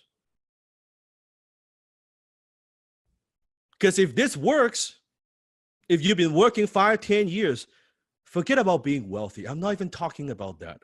I'm just talking about, shouldn't you at least be okay that you don't have to scrape by? You don't have to worry. You are not living paycheck to paycheck. Have some money, 3 to 6 months of savings put aside. But is that a lot to ask for? Is that greedy? Is that too much? Like having a house to live in? Not even having a fancy car. I'm talking a decent car. Have like almost no debt. Is that too much to ask? I'm not talking about millionaire. I'm talking about like normal. Just decent life. And we're not even there. We are not even there. Here's another question. Let's say you don't change a thing. You don't learn a high income skill. You're not an HTC. Pretend you're not an HTC. You continue to do what you do. Continue this same path that you're on right now. You've been on for a few years, maybe 10 years or more. Keep doing what you're doing now for another 5, 10 years. Where are you going to be? Take a guess. Where are you going to be? Can you see why you need to do something drastic? Why you need to do something a little bit different? Maybe it's not such a good idea to listen to what they say. Because the fact is this. I'm going to ask you a question. How many of them are wealthy? How many of them have the life that you want? Would you take advice, fitness advice, health advice from a person that is like 200 pounds overweight? Hello? Then why the hell would you take financial advice from your broke friends and family? Please educate me. Steve, would you mind if I just quickly chime in as well again here? Yes. So I think part of the story when I was talking earlier on about, coming home at 36, I failed to share with you guys, and I'm speaking more to those who can relate, similar age, if you're older than 36, entering 40. The biggest thing that struck me was I felt I was running out of time. The debts, it took my wife and I more than 5 years, and I'm sure many of you have encountered that experience before. If you have, type in the chat how many years you felt you have lost paying off debt. So 10, 15, wow, 30, 10. So for me, I felt those are like 5 years of my life lost, my wife as well. And so I was running out of time, and that's why I plugged in with Dan. Many times he told me to do things that I was not comfortable doing initially. I did not know how to do it. He still challenges me till today. It's about the time. And I think, aside from looking at those that we take advice from, how is that working out for them? For me, the biggest one has always been the lack of time. It's buying back that time, buying that speed, buying the assurance to know that I'm going to make less mistakes if I follow a mentor. So thank you, Sifu. So why do you listen to them? Why they told you, oh yeah, you should go to school, get good grades, get a safe, secure job, What are you basing that on?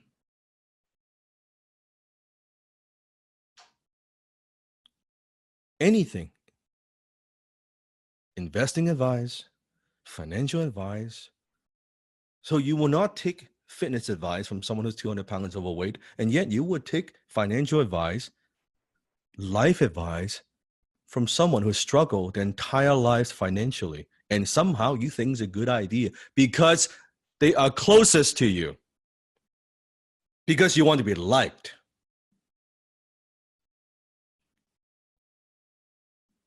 Because you think there's no way they would intentionally give you bad advice. And I'm not saying that they intentionally give you bad advice.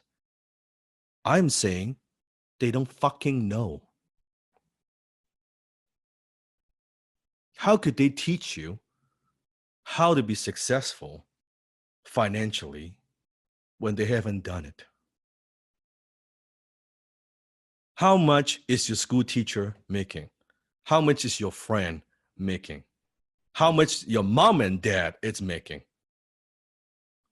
I'm not saying they're bad people. I'm just saying they're bad financial advisors. You with me? So if you choose to listen to someone who's 200 pounds overweight, how to lose weight, and you not only listen, you actually act on that advice, well, that's not their problem. That's your problem.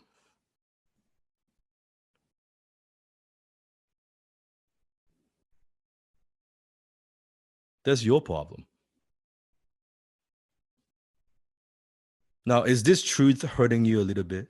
Can you handle that truth? Or am I being too blunt that should I just maybe just take it easy a bit?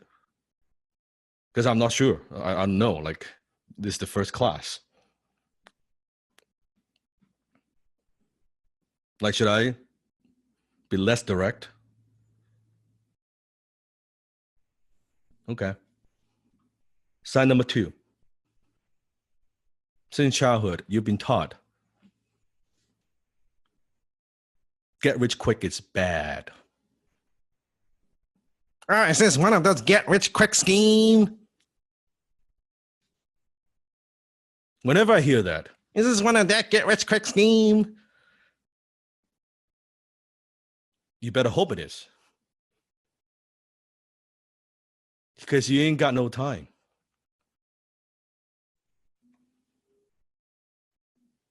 Because wealth is measured in time more than in money. Write this down. Wealth is measured in time more than in money. What do I mean by that? Let's take $1 million, okay? $1 million. How many of you agree $1 million? It's a decent amount of money. $1 million. Let's say take someone who makes $25,000 a year times 40 years. So if you make $25,000 a year, you work 40 years, you made $1 million. It's $1 million. Nothing wrong with $1 million. The problem is not the amount. The problem is how long it took you to accumulate to make that $1 million.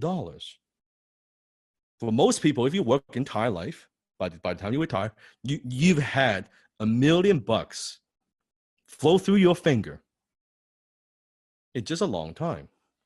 But what if instead of making $1 million in 40 years, just brainstorming here, okay? I'm just brainstorming. For someone who's making $1 million a year instead of 40 years, I believe, from my perspective, that person is 12 times richer. If someone who makes $1 million a month, that person is 480 times richer than someone who took 40 years to make the same $1 million. It is the same $1 million. It is not the amount. It's the speed that you make it.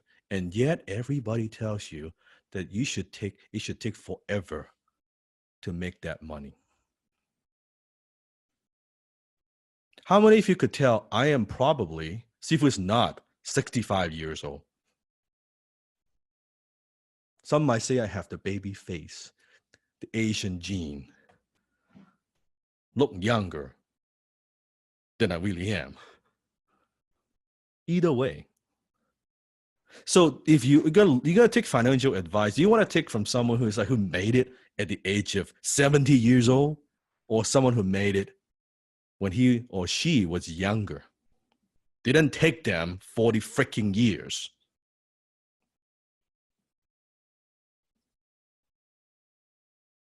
I hit millionaire status by the age of 27. Multi-millionaire by the age of 30.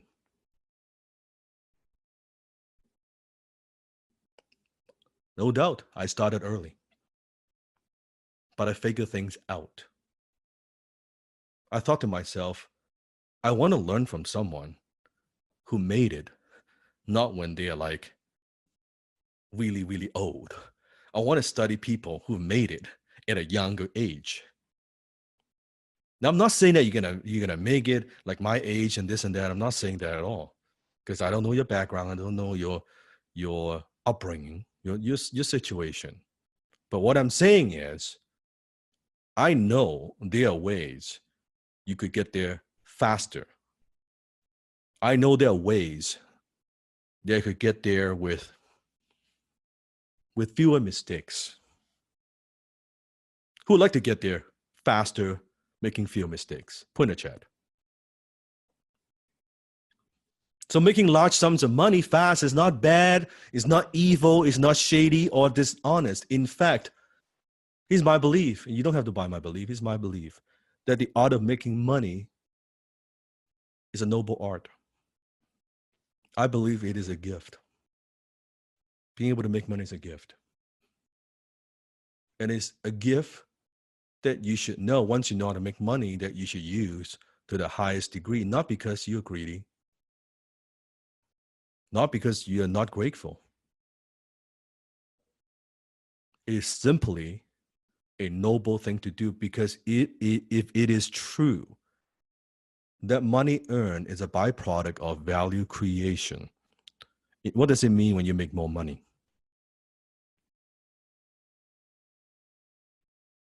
What does it mean?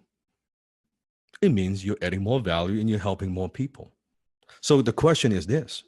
So let's take life, for example. Can we talk about life for just a second? We're not going to talk about money. I'm just talk about life.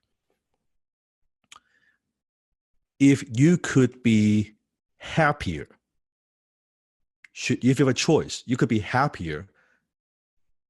Should you be happier? Yes or no? If you have a choice that you could be healthier, should you be healthier? And if you have a choice to be wealthier, should you be wealthier? So in other areas of our lives, that when we could have more, we say, yeah, if you could be happier, sure, you should be happier. If you want to be healthier, sure, you should be healthier. But somehow when it comes to making money, oh, don't make too much, you're greedy. Why are you so greedy? When is enough enough?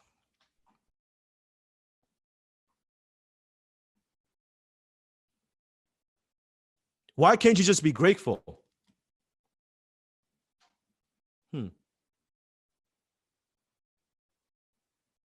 You should be content with what you have. You know, there are a lot of people in the world with a lot less, you know.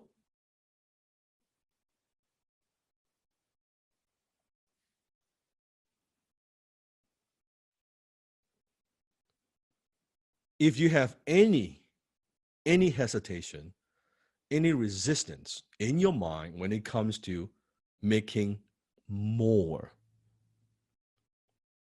you will have a tough time with HTC, because you will feel guilty. You will feel guilty when you first close that sale. When you make more money closing a sale than what most of your friends, breaking their back, they don't even earn that in an entire week, in some cases, entire month. You made it in a fucking hour. You will feel bad. You feel somehow it's something wrong with it. In fact, when you tell them you made that much money, they think there's something wrong with you. They think you're selling drugs. You must be doing something illegal. You must be doing something shady. Because there's no way. When you close a $10,000 sale, you make $1,000 an hour? In a fucking hour? How dare you? How dare you to make that much money in an hour? On the phone? Just by talking? Who are you scamming? Think about it. Just imagine having that conversation. You just talk to your friends. Hey, I just closed a $10,000 deal. I make a 10% commission. Oh man, who are you taking advantage of? Why are you scamming people like that?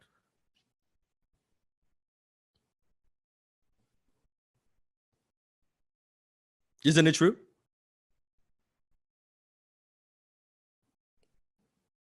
Must be something wrong.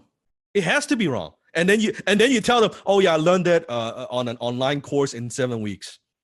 Oh, then it's really now, you just double the amount of shadiness there. Then now it's really something wrong. Oh, and then how did you find out about that online course? Oh, I watched a YouTube video. Oh man, now now you put Sifu in a bad spot.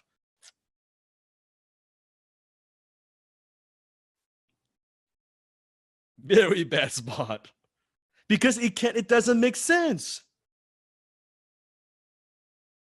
It just fuck the whole thing doesn't no, but here's another story. Well, I went to school. I got into $100,000 in debt. I couldn't find a job for 3 months. And finally I got a job. They pay me $15 an hour. Oh man, that's good. That's good, man. It's tough, but hang in there. It's gonna be fine. That's normal, man. Everybody experience all these same thing. It's okay, right? Seriously? Seriously. When it comes to high-tech clothing, you cannot have guilt.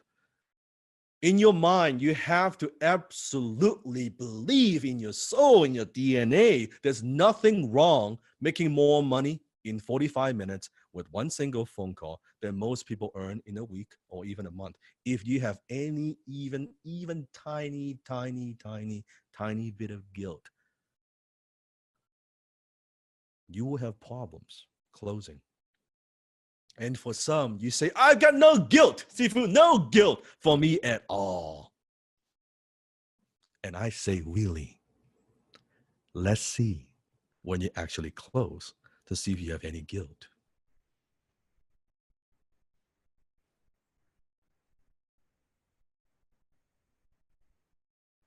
Let's see. What I believe is if you're going to be working hard anyway, you might as well make a lot of money, because money earned is a byproduct of value creation. If you're going to be working hard anyway, why not work hard, developing a skill set that could truly add value to people's lives, solves real problems in the real world, and make a great living at the same time? What's wrong with that? Tell me, what's wrong with that? Why can we not help a lot of people and make a lot of money at the same time? Why does it always have to be, oh, capitalism is evil, that somehow you make a lot of money, that you're greedy, you're bad? So that it's in order to be, like, how many have heard of this before?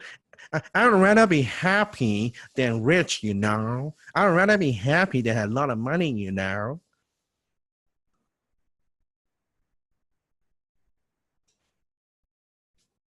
Says fucking who that you cannot have both? Why can you not be happy? Why can you not? You're happy, and you're wealthy, and you're healthy, and you're fulfilled, and you help a lot of people.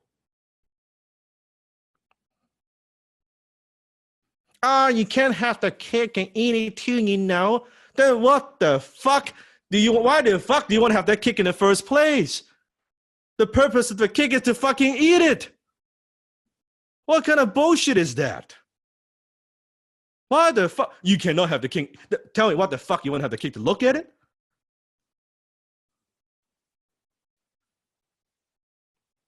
Why not have the cake and eat it too? And have such a big cake, you cannot finish it all and you have to share with other people. Share that with your family. And you still have plenty of cake left. Why do we have such scarcity in our thinking? Are you with me? Is this sinking in? Or is this too much?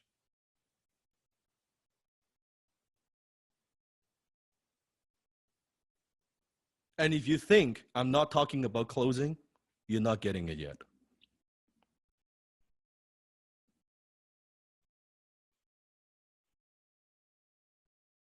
You think, what has this to do with sales? I don't get it. Like, aren't you going to teach us how to sell? I'm going to teach you how to sell. but I'm going to give you way more. Way, way, way more. Sign number 3. You live in fear and scarcity, meaning you're worried. Worry about money, worry about tomorrow, worry about what's happening in the world, worry if you're going to make it, worry about your family. State of fear. Why am I such an advocate of financial confidence over financial freedom?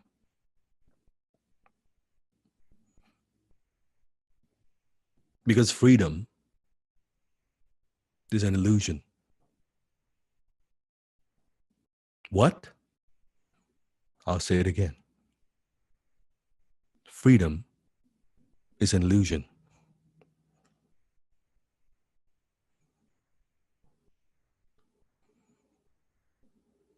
Most people, they say, oh, I want to be financially free.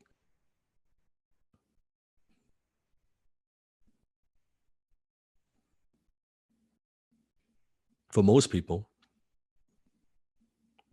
when they think about financial freedom, they think about sitting on the beach and doing nothing. That's financial freedom. Now, financial freedom is not the ability to do whatever the hell you want. Freedom is the ability not have to do something when you don't want to. Write this down. Freedom is not doing whatever the hell you want. Freedom is not having to do something that you don't want to. Freedom is the ability to say no. No to things, no to people, no to circumstances that you don't like. Freedom is meaning that you don't have to tolerate. You don't have to tolerate. If that's true,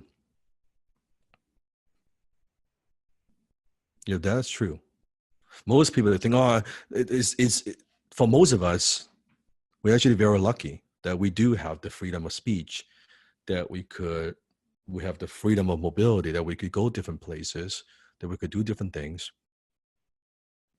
But what matters, I've learned over the years, it's not financial freedom. Because just because you're quote unquote free today doesn't mean you're free tomorrow. Could investment go bad? Could economy go bad? Very quickly. You bet. But financial confidence, no one could take that away from you, because you're not counting on the government, you're not counting on a company, you're not counting for a third party, you're not counting on your pension. Something outside of yourself to provide, something to take care of you. You're not even counting on your spouse to provide for you. You're not counting on your parents to provide for you. The only person you could count on is yourself, your ability, your skill. That doesn't matter what happens to the economy, doesn't matter what happens to your job, doesn't matter what happens to any outside circumstances. It doesn't matter, because you are financially secure, not because how much money you have in your bank account, but your ability to generate income on demand. That is financial confidence. Can you see why it's much more profound, why it's much more important to have financial confidence? That is the only way they will eliminate your fear and scarcity. Because you know, doesn't matter what happens. Take away everything I have. Leave me with my skills. I don't have to worry about money.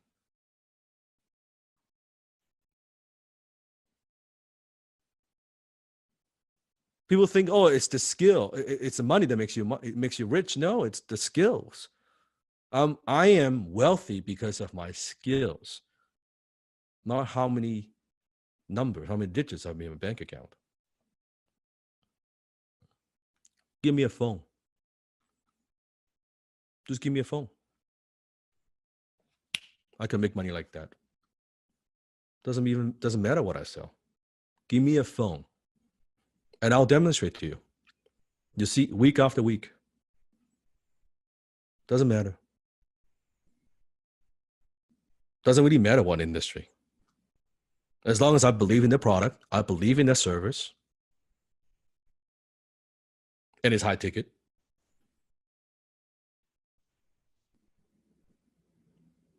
As long as I have my ability, my skills, money comes.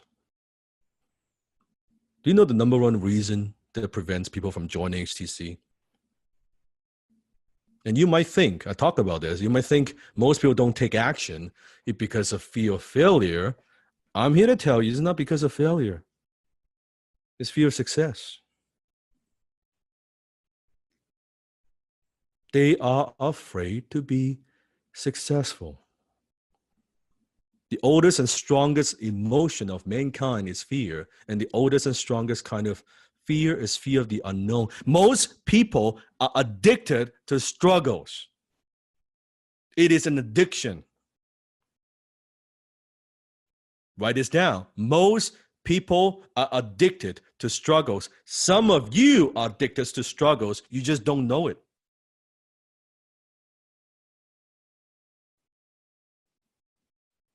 Some of you are addicted to drama.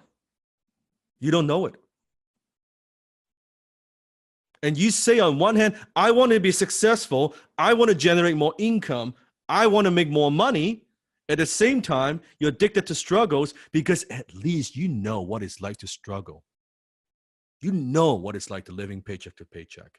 You know what it's like, just like barely making every month. You know what it feels like. You've been living like that for years. You don't know what it's like to be successful.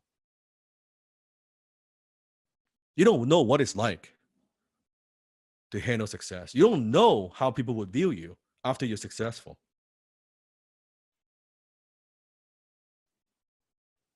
So the enemy that you know is better than the enemy that you don't know.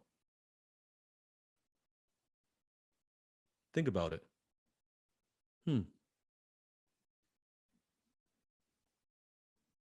Just think about it. It's fear of success. You do not know how your friends and family would view you. Well, at least when you are not successful, that's one thing. But it's then you're going to look bad. I'm going to look really bad once I make it and then I lose it all. Then I'm going to look like a fucking idiot. Then I look really dumb. So to make sure it doesn't happen, let's make sure I don't succeed. I don't even succeed in the first place. So then I don't fail. For most in class today, your whole life, you've been playing not to lose instead of playing to win. You've been taught to play not to lose instead of playing to win. And for some, I know you made a few dollars. You have a good income. By most people's standard, you are successful. True or true? In your circle, you are the successful one. And that's exactly the fucking problem, because default is a bitch. You've been too comfortable, complacent. And people tell you, it's okay. You should be happy. It's okay. Take it easy. Why are you working so hard? You know, don't be a workaholic, you know?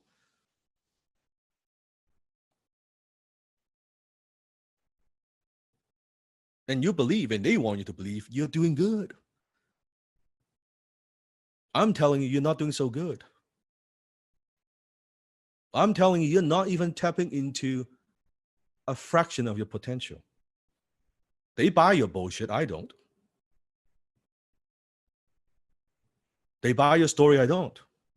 Because I know you've got more in you. You've got a lot more in you. Why are you playing not to lose? Why are not tapping into your full potential? Why are you not playing full out? Because the people you hang around with, they're all fucking losers.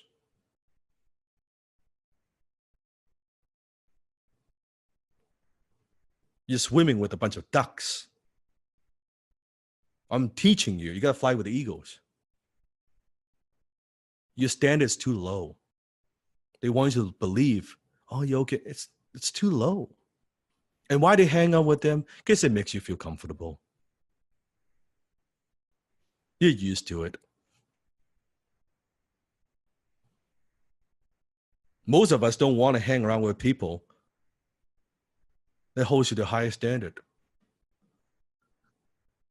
Most of us don't want accountability.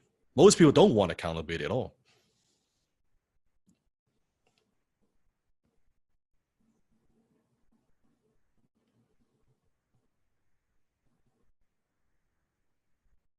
You're a slave, like everyone else. You were born in bondage, into a prison that you cannot taste or see or touch, a prison for your mind. I'm trying to free your mind. But I can only show you the door, nothing more. You're the one that has to walk through it. The hardest prison to escape is in your mind. Just like I talk about in my book, Unlock It. How many have read my book, Unlock It? I talk about the story of the cage lion. How first the lion was running in the forest, enjoying life, feeling alive, and they were captured, put in a cage. And a lion tamer comes in every day, gives you a little bit of food. That's your paycheck, by the way. A little bit of food. And whips you. And first you get angry. But then also you're hungry. And you're like, okay, fine. I'll eat this one meal. That's it. I'm getting out of here.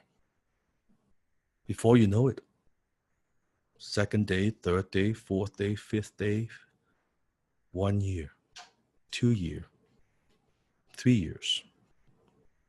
Before you know it, you lose the ability to hunt. Before you know it, you lose the sense of what's out there, what's it like to be free. And at first, the lion tamer locks the door. Fearful. You're going to escape. Fearful, you're going to run away. After 2, 3, 5, 10, 15, 20 years, they no longer worry about that. Because you've already put a prison in your own mind. And now, that gate has no locked. In fact, the door is wide open, but you are so afraid to go out because you questioned if you could survive out there in the jungle. Are you still that king or queen in your jungle? Can you still survive? Could you make it happen out there? Are you going to be eaten alive by other animals? Can you still fight? No. So then what do? You stay in the cage. No one put you there anymore. The hardest prison to escape is in your mind. And now we're going to take a 5-minute break. Not 4 minutes, not 6 minutes, 5-minute break. When we come back, we will continue. This is a good time. Get hydrated, move around, we'll take a bathroom break. This is the moment. Also comment below. What is your aha from tonight's class so far for you?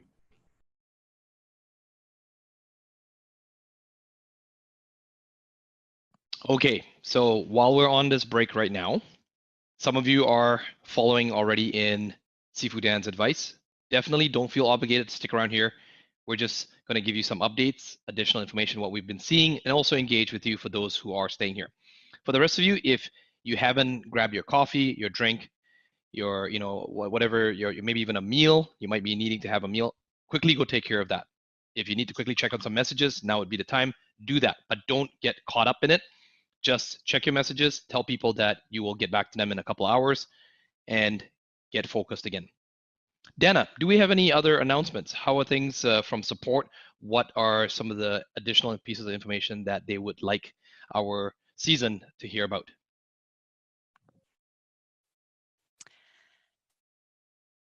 Yeah, just make sure when you do comment within the Discord chat that you have a visible picture of yourself and that you use your full registered program name.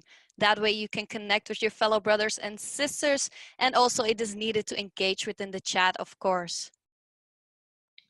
How many veterans do we have from previous seasons? Type in the chat, just identify yourself so that the new members that are here, help them out. Help them to be resourceful, challenge them, do it in a kind way. Many of you might have some questions right now. Feel free to type in the chat. If you're a new season, type in the chat, ask your questions. We'll get around to you. And if we do happen to miss it, you can always submit your questions into support@danlok.com. Now, let me just pre-frame and tell you this. Other seasons that have gone before you have actually killed it. Not all of them, but most of them have killed it with the attendance. So let me ask you and challenge each and every one of you. How many of you are confident that if Dan Lok, myself, Dana, we can show up here 100% of the time? How many of you feel confident that you can even show up here 80% of the time? Can you show? Oh, see, now we're starting to see the. Dana, are you seeing the 100%? I'm seeing some 100%. Okay, I'm we'll hold you that. to it. We'll hold you, take a screenshot of those names, right? So what can you do as a leader? Don't belittle others. You know, you do not know other people's circumstances, but encourage each other. Communicate with each other. Follow the terms and agreements. Make sure if you're not sure of something, check with a community member, check with a veteran. There's no pitching. There's no don't be, don't, if you're breaking into the rules, and it'll be dealt with quite severely. And we don't want to get off on a bad start. We're treating you as adults, mature adults. So show up as once, behave as once, put on the cape, be a high ticket closer. Mindset wise, you only have so much to gain, and it would be such a waste to see you go because of a simple infringement. Okay, so let's type in the chat. Dana, let's see what they're going to be typing in. The biggest takeaway, what have you learned so far? And then we're going to get ready in another minute or two. I believe Sifu will be coming back shortly. Takeaways. Okay, good. Look at that. Patrick's written something already. Great. Good. Mindset. Confusion's good. How many of you are already feeling that this is unlike any type of sales or any other kind of course you might have ever taken in the past? Not to be a perfectionist, default's a bitch, implementation, different, yes, transformational experience. We haven't started yet. This is just getting started. If there's anything, write this down, is that you will, just like Sifu Dan talked about, you will come back to this when you actually hit the ground and you're actually putting it to real practice. Some of you actually are already closing in your real life right now for your job, your business, your work. You will look back at this moment, you'll remember the mindset, that's the secret sauce. It's not the script. Okay, so I believe Sifu Dan is back right now. Mm-hmm. Let's get so started. How you do anything is how you do everything. How to do anything is how to do everything.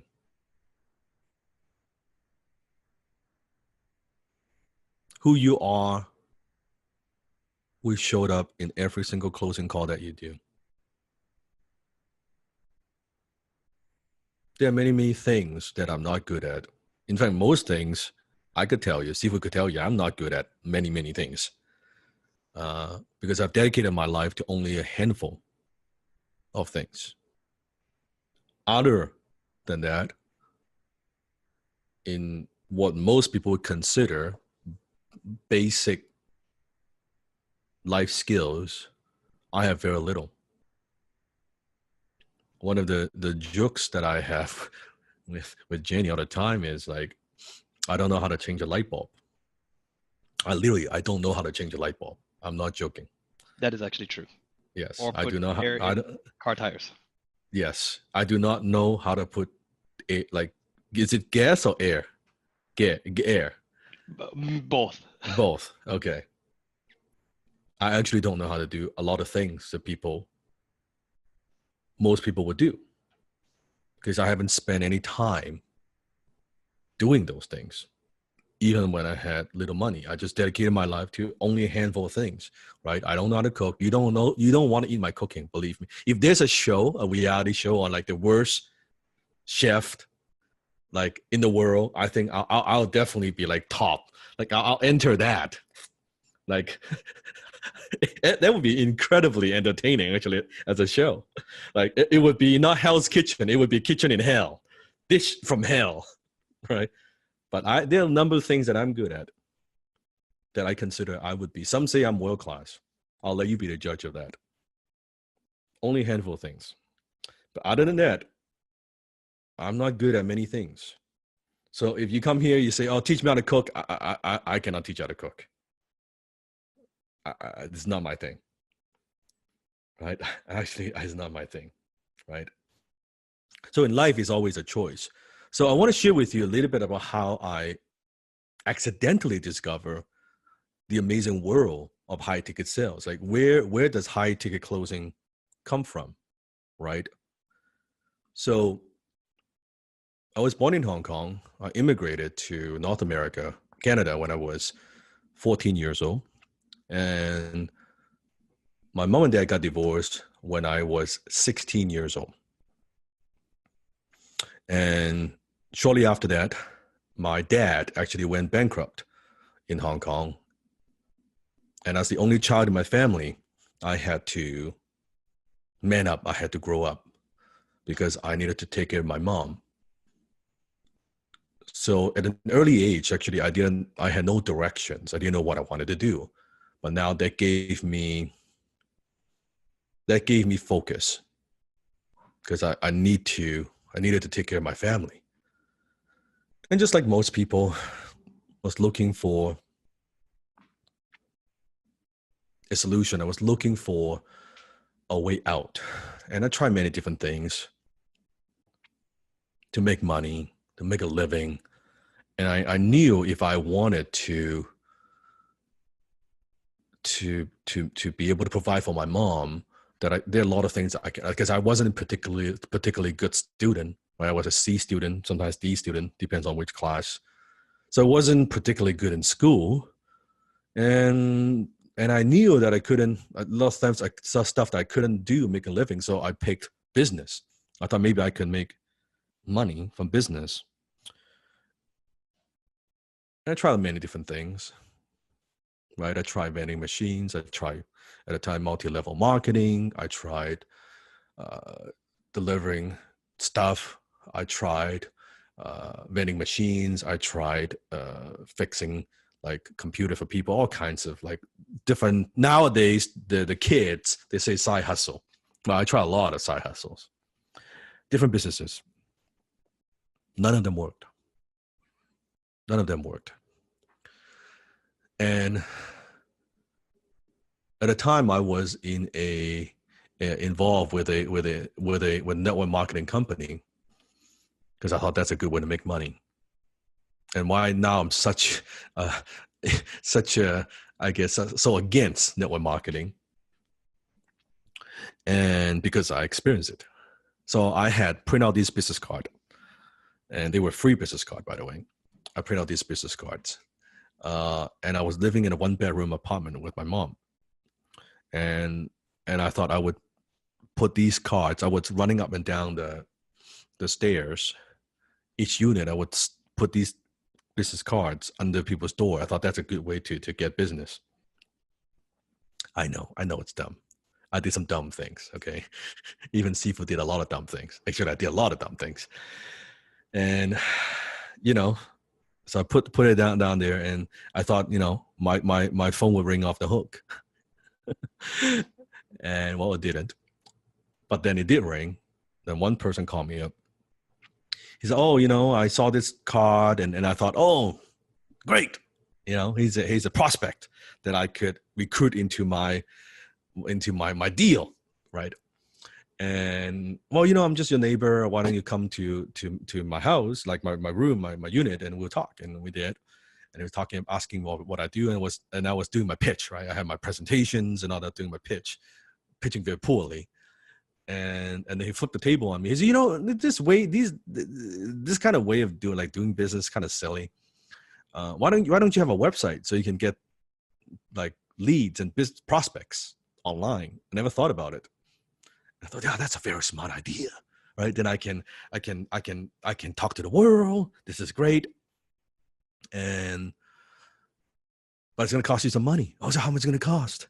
Oh, it's going to be a couple grams. Like, okay, fine. I didn't have the money, but then I talked to my mom. Mom loaned me some money. I gave him the money. And then afterwards, he built a little site, which then, you need to add some features on the site. Oh, what do I need? And I had no idea. So, it's going to cost you, this much more money. I said, okay, fine. It's kind of halfway done. Let's make it happen.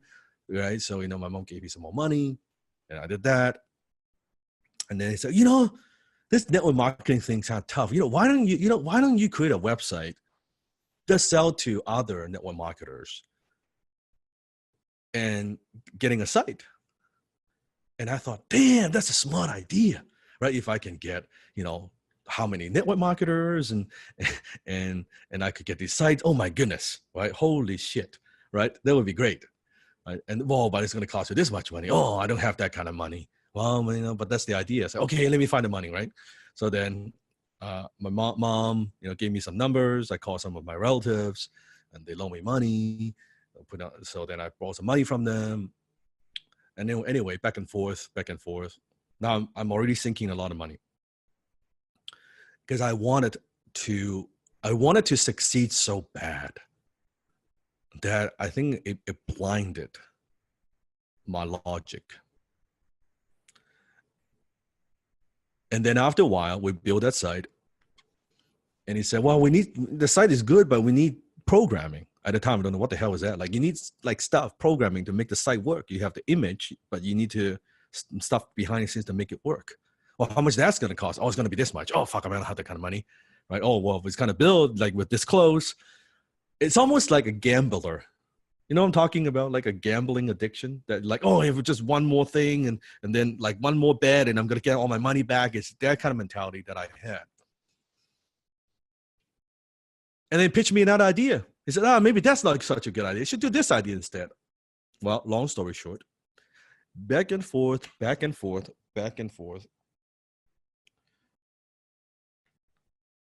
Borrowing money from friends and family, max out a credit card. He took almost 6-figure from us. Money I didn't have. And one day I was pissed. I was like, okay, fuck. I need to make sure we get the shit done. I promised my mom. My mom cried. My mom multiple times. Like, it's almost like the son is gambling. Stop gambling, son, right? I said, Mom, just trust me. I'm going to make the money. I'm going to pay them all back. I'm going to prove to them that I'm smart. It's okay. I'm going to be successful. I'm going to take care of you. I'm so close to it. Just trust me one more time. I went to his unit. I saw the door was not closed. I thought, that's a little bit weird. How come it's not locked? I pushed the door open. The entire apartment was empty. He vanished. He was gone. And that was the last time I ever saw him. I went home. I told my mom.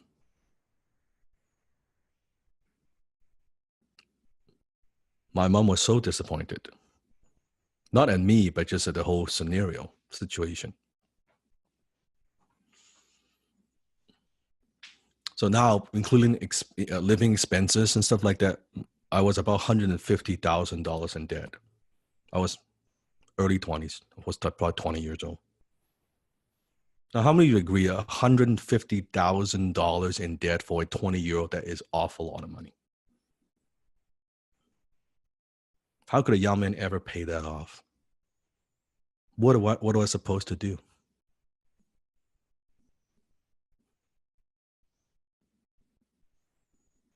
My mom had no job experience. She's always just been a housewife. Couldn't speak a word of English. Now with this 20-year-old son who is a failing student, who is this craziness guy chasing success, just being scammed. Now hundreds of $1,000, now $150,000 in debt. If you were my mom back then, what would be going through your mind? If you were me back then, what would be going through your mind?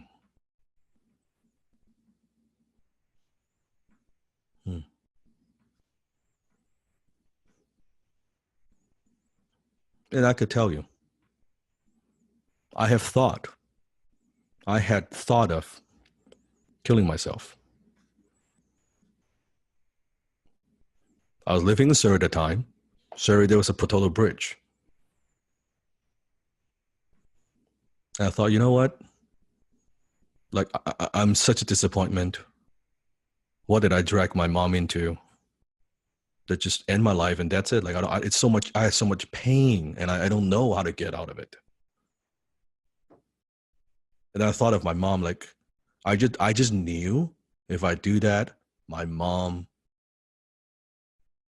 it would kill my mom. It just she wouldn't survive. I just knew it. So I had a choice. I could feel sorry about myself and just be a victim and say, okay, this is just life. Or I could make a different choice. And then something hit me. I thought, okay, like I'm 150K in debt, I'm 20 years old. What the fuck have I got to lose? I mean, it's like people say, oh, you hit rock bottom. I'm below rock bottom. Like I couldn't get any worse. So what have I got to lose? So I made a different decision. And I said, you know what? I would never, ever, ever be in that situation again. I said, I would do whatever the fuck it takes. It's because of my ignorance, my greed, my just stupid that got my family, me in this situation. That's when I turned into an obsessive student. That's when I went to the library. I was reading books. I was studying. Now, because I was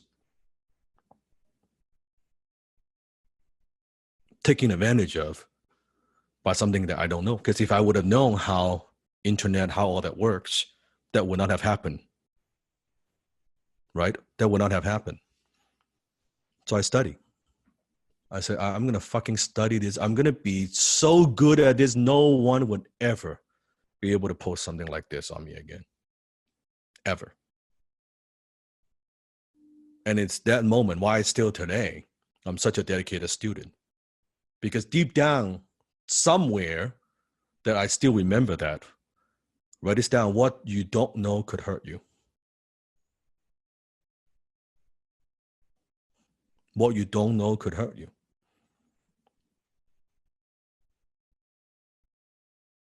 And I was lost. I was looking for a way. I was looking for something. And that's when I realized you can't count on other people. You cannot even, I couldn't even count on my dad to provide. Couldn't count on my dad to just provide me to go to school, take care of my mom. Couldn't even count on someone like your parents. And that's when I learned that I needed skilled. Now circle back to that. So the first skill that Sifu developed was copywriting. And the second skill was consulting, and third is high ticket closing. Because when I was selling, copywriting, closing, and consulting, I noticed I need to be good on the phone in order to sell. That's how I developed those skill sets. My first skill, copywriting. The second high income skill, consulting, and third was HTC. I didn't have a name for it back then. It was just closing. And what I've learned over the years, that doesn't matter how bad things get, doesn't matter what happens. And over the years, my business has gone through ups and downs, just like most people, right? I've had my ups and downs too. Businesses, they don't always make money, ups and downs. But what I could always count on are my skills. Write this down. It is the skill that pays the bills. What I could always count on are my skills. So it doesn't matter what happens to my business. I could count on my skill set. You making you money. Not a fucking stock. Not even a piece of real estate. You make you money. Nothing wrong with investing. I teach that. But you need that foundation first. Develop the high income skills first before you transition to high return investments. The wealth triangle. How many are familiar with the wealth triangle? And what I've learned is throughout that journey that it doesn't take more effort to sell something at 2 times, 5 times, or 10 times the price. In some cases, it takes less effort. It takes less effort. It doesn't take more effort. So when I was in debt, and I developed my first skill because I found my mentor who taught me that skill. He gave me that skill set. So one thing you have to understand is this, that savers are losers. Say it with me, savers are losers. Most people, they save their way to bankruptcy.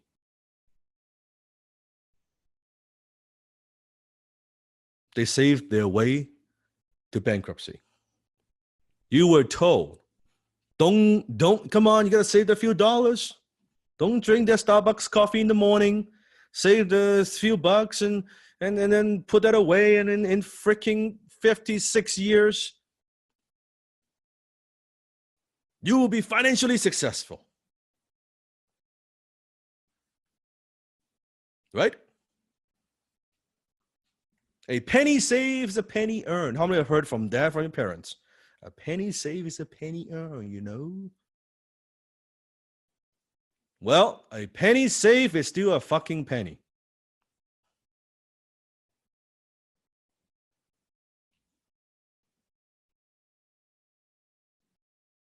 So the way I pay off my debt wasn't because I was trying to save a few dollars a day. That's not how I pay off the $150K in debt. The way that I paid it off was I increased my income, because the fact is you do not solve debt problems by saving. You solve your debt problems by increasing your income. Your number one focus is to increase your income.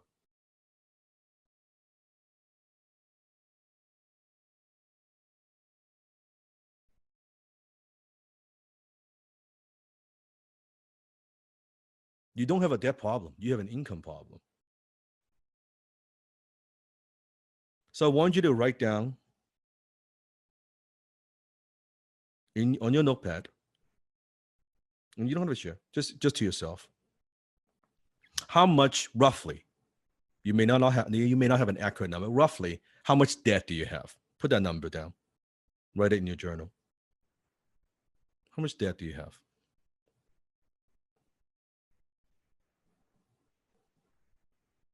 I want you to look at that number.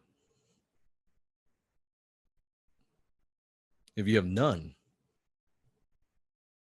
you're very, very fortunate. If you're in debt, now I want you to then look at your current income level, and ask yourself this question. If your income doesn't change with your current income, assuming you don't eat, you don't spend a dime of that on yourself, you don't use that for your living expense, you don't use that to pay your bills, let's say every single dollar that comes in that you earn right now, how long would it take for you to pay off your debt to be debt free? Post in the chat, give me that number. How long would it take? Even you don't spend a dollar.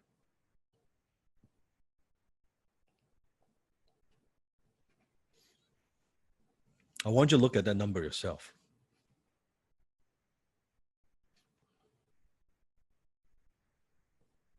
So what difference does it make? You don't drink that Starbucks coffee in the morning. Please tell me. Just what difference does it make?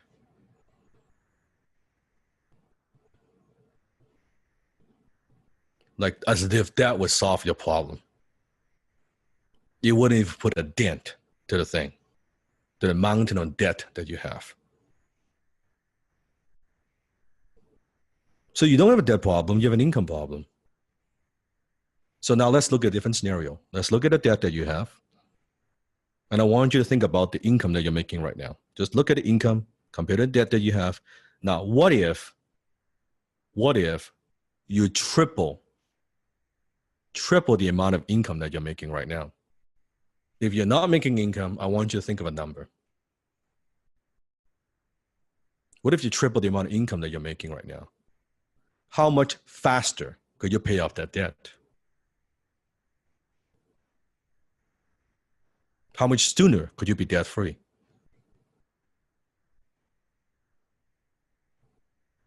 What if you can 5 times your income? How much faster could you pay off that debt? So could you see why your problem is not actually a debt problem? Your problem is lack of income. Your problem is not generating enough income with what you do. Please write this down. Income is king. You cannot get wealthy without income. Income is king. What most financial people talk about, they're talking about becoming wealthy with your existing income level, which is fine. That's playing not to lose. Nothing wrong with that. Being conservative, that's fine. That's most people's possibility. I get that. But for most people, they just don't have the ability to increase the income by 2, 3, 5 times. It's not normal. We're not talking about normal. Fuck normal. I'm talking about increasing your value, the value that you could deliver to the marketplace. So you could 2, 3, 5, 10 times your income. Oh, that sounds too good to be true. Yeah, maybe for most people. It better be not for you.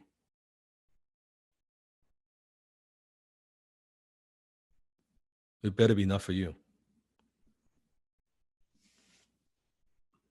So ultimately, your income problem, it is not an income problem.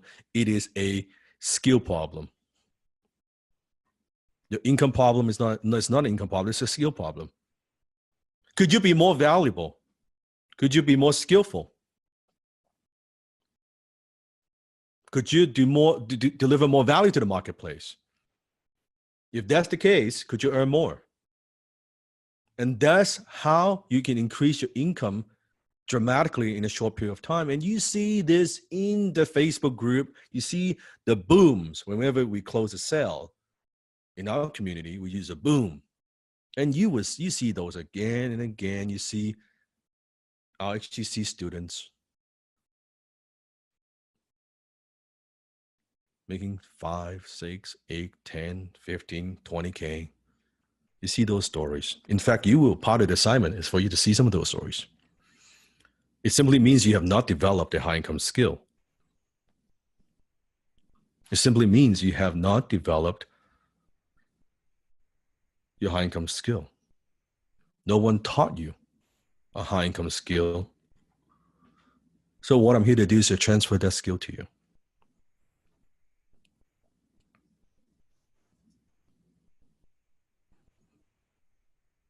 Why would I transfer that skill to you? Shouldn't I just keep it to myself? Because that's a scarcity mindset. You see, if there was a candle with a light, if I light up another candle, I don't get dimmer. My light doesn't disappear.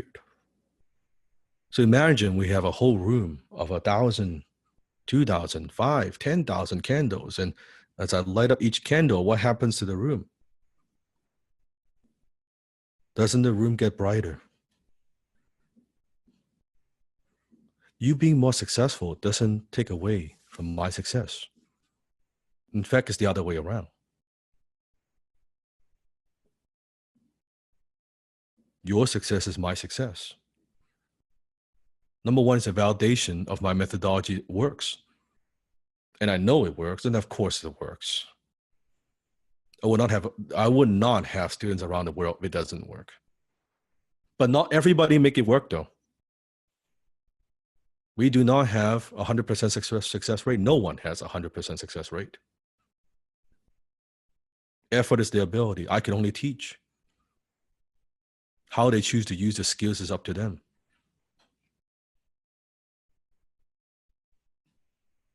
I cannot guarantee your success. How many understand that I cannot guarantee your success? In fact, I cannot even give you any guarantee of success.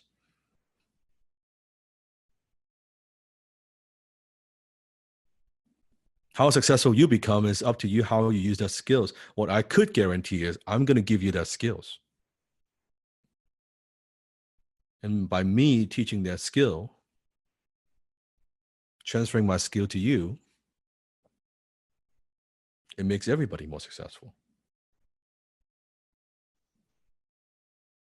So your success doesn't take away. So I don't need to hold back. And I've got plenty of skills.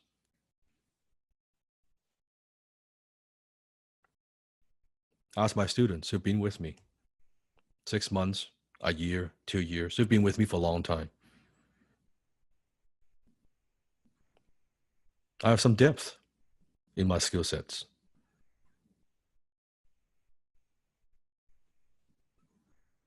So I don't need to be, I'm not coming from scarcity that, I have to hold back. No, I'm going to give you as much as you could digest, as much as you could absorb. And you absorb more without a filter.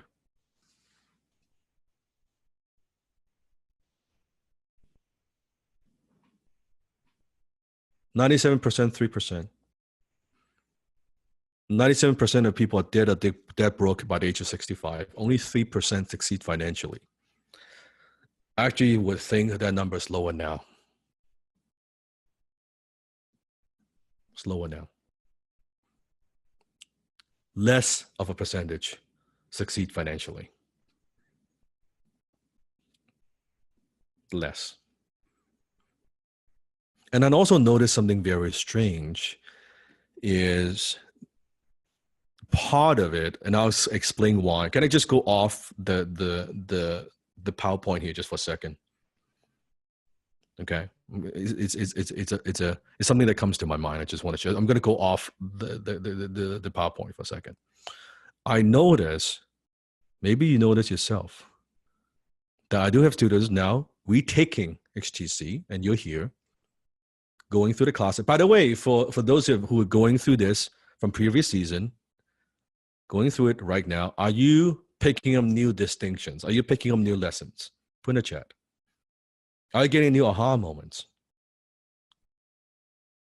Is it very different from what you took before from previous season? The lessons, the insights, the structure. So I noticed something very interesting, that when they took HTC, when you took HTC, the first few, the 7 weeks, and even after you graduate, the first few weeks, you were kicking ass. You were closing, you were kicking ass and taking names. You were just in a good place and you're building momentum. This is great. You share your few booms, and boom, suddenly you stop.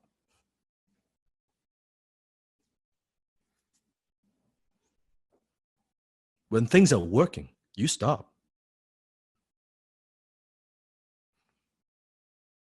For no good reason, by the way.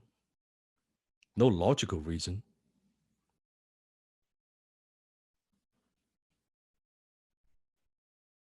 Why is that?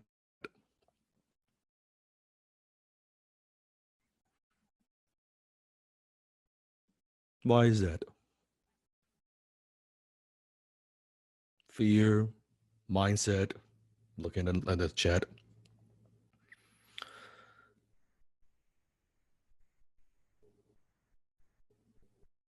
Because you underestimate the matrix. You underestimate your environment and you overestimate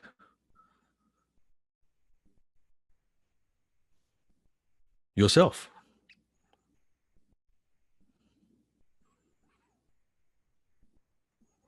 So you self-sabotage.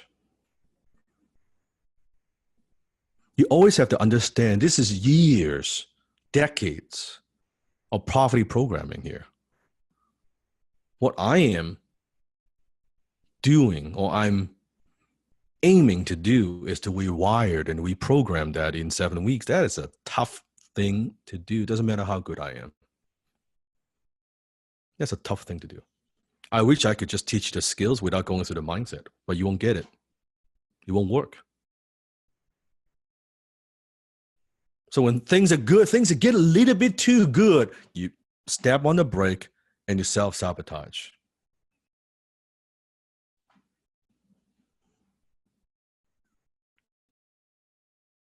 You stop practicing. You stop revisiting the materials. And you stop doing what works. What got you those sales in the first place? That's my challenge. My challenge is not giving you the skill. My challenge is I got to give you the skill at the same time fighting with your years of negative poverty programming that was placed there by your parents, by your school teacher, by your current environment right now. That's my challenge. Giving the skill is actually easy. That's the easiest part. Getting you to get out of your own way, holy fucking God. Is that tough or what? That is tough, tough, tough. That is hard.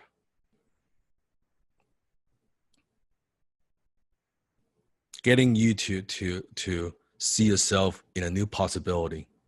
Getting you not fall back to your old behaviors. That's tough.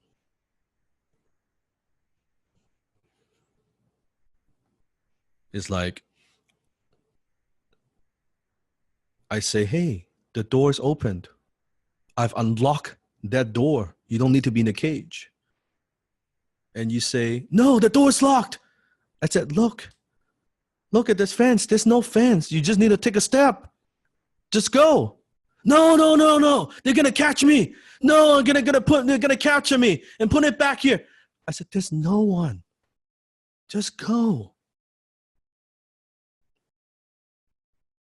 And you sit there and you don't move. Or worse, for some, you walk out there and you come back to the fucking cage yourself.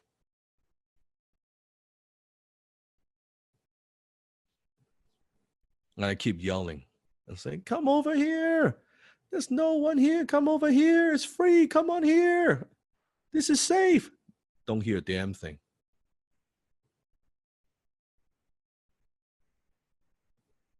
You don't hear it.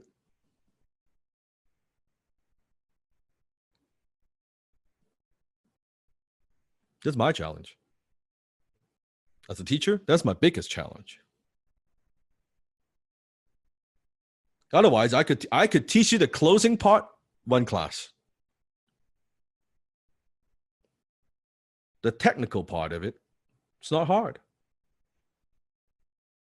I shouldn't say it's not hard. It is not complex. It is still hard, but it's not complicated.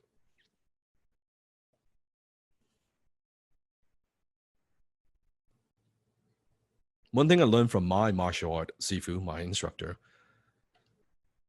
he shared with me, I was training with him. And as you don't know, I study martial art. I've studied actually under two of Bruce Lee's original students, which I study. Jeet Kune Do, which is Bruce Lee's martial art. I also study Wing Chun, which is a form of martial art. How many have watched Yip Man? If you also watch Yip Man, that's the martial art that I study. So I've studied Wing Chun from different instructors, same style. And when I found my instructor right now, and when he showed me how his Wing Chun is different, and I was like, holy shit, how could it be? Like, I've been studying this for a long time. Like, how come the same technique, but there's so much more depth to what he's teaching? And then he said to me, Dan, the biggest determining factor for your accomplishment as a martial artist is not how many hours you train or how hard you train, is who trains you. What a profound statement. It's not how hard you work, it's who trains you. And then when he trains me, and I could see the difference, because every single technique he has already spent his lifetime testing, refining, and mastering. So when he taught it to me, it wasn't something that's not sophisticated. It wasn't something that's not proven. It's decades of experience. The little distinctions, the little subtlety that it would have taken me maybe a lifetime, maybe more than a lifetime to figure out. But he would just teach that. And that shortened my learning curve. And I changed the way that I train, and suddenly I have more power, I have more accuracy, I have more control. Incredible. And then I suddenly found my skill set just took a quantum leap that I couldn't get there on my own until I had my Sifu show me the way.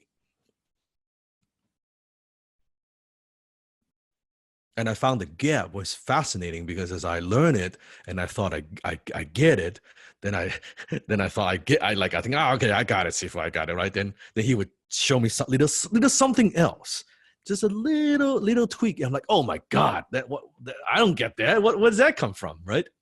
A tiny little thing, tiny changes, so profound. And he's always experimenting and testing new things all the time.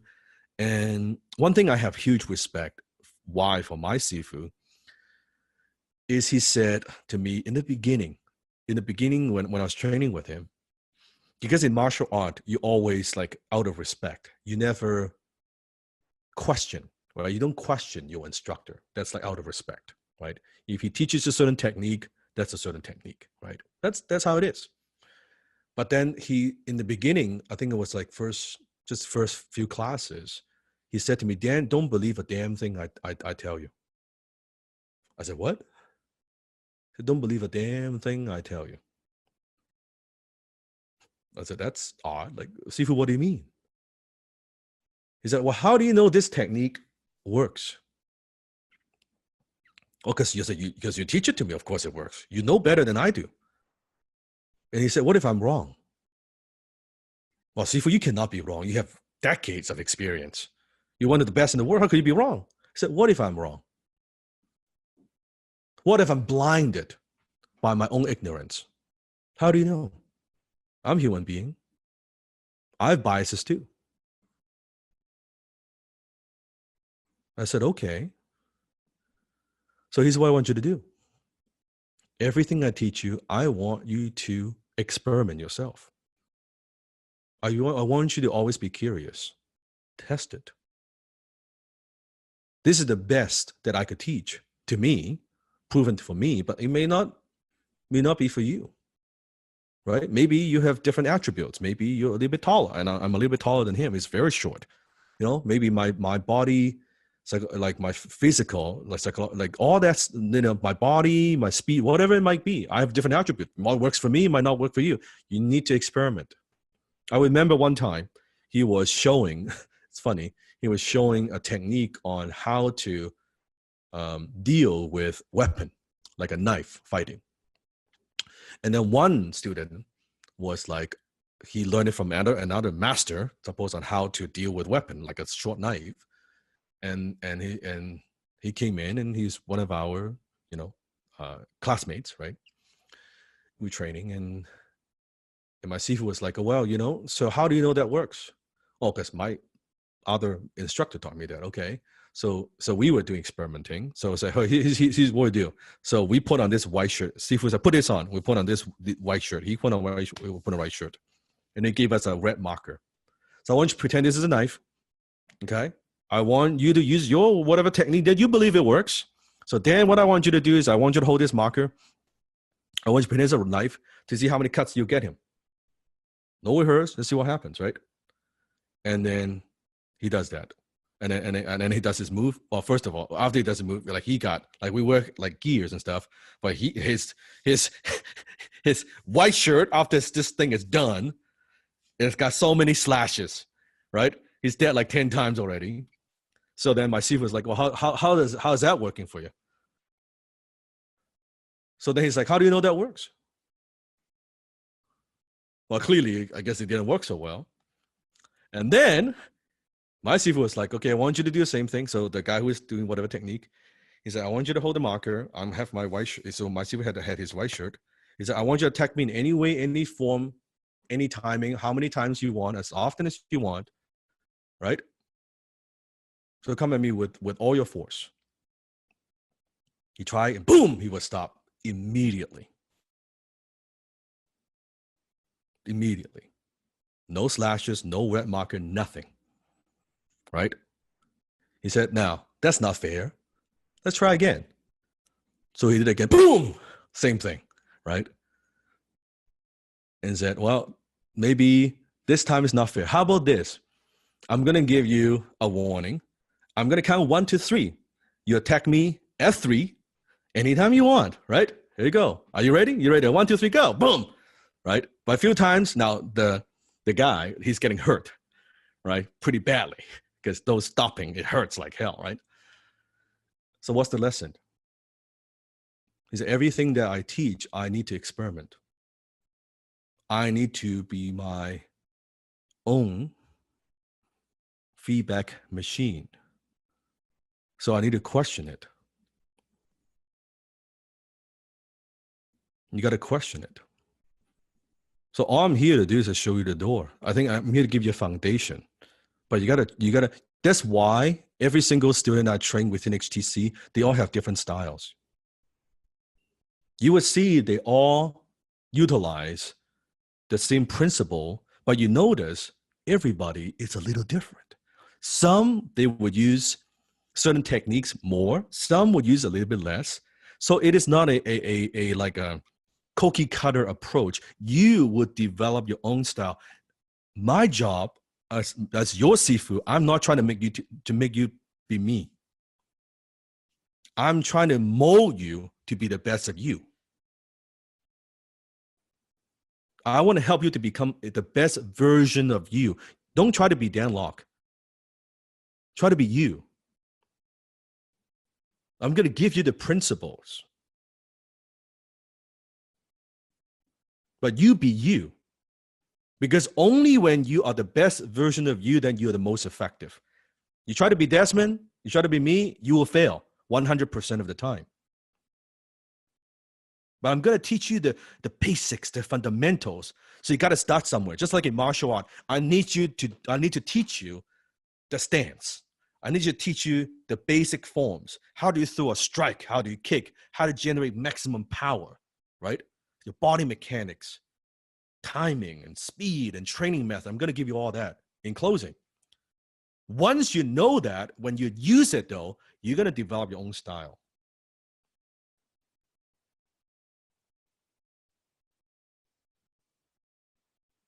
You can develop your own style. So don't try to copy me, especially when we get into the techniques that I would say a certain word, I would use a certain phrase, or I would ask a certain question, and oh, Sifu uses that, I should use that. No. I'm demonstrating everything I teach. Write this down. HTC is a principle-based art. It's a principle-based art. Not technique-based. Because when it's principle-based, we could use any techniques. Whatever it needs to get the job done. The mechanic, the tactic, doesn't matter. Do I need to say the exact word in this way, using this exact script? No. That's why you see, you're asking for a script, you're thinking about script. By the end of 7 weeks, you're like, what script? Almost none of my students uses a script. Then how could they close so well? The students that I've trained, the thousands, now cumulatively, in total, we've closed, Desmond, how much? What's the total number? Brands, companies. Too many to count. But I mean, even just in terms of revenue, it's been more than probably close to $34.5 billion. And yeah, just too many to contact. I'll say that slowly.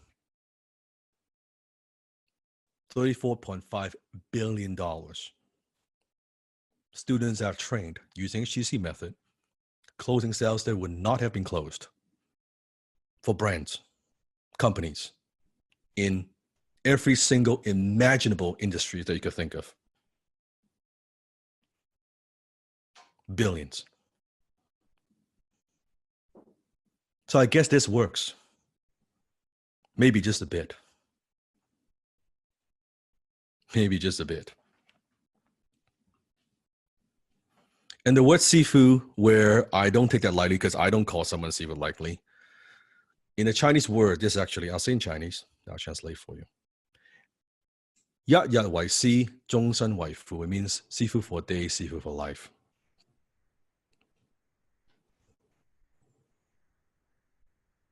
So in the dojo, when you're practicing, make sure you practice safely, support each other. So this is the first day of our mentorship. We're about probably 2/3 into the class. And we are 3 hours in. 3 hours in. By the way, are you learning anything new? Are you getting aha moments? New seasoned students, put in the chat.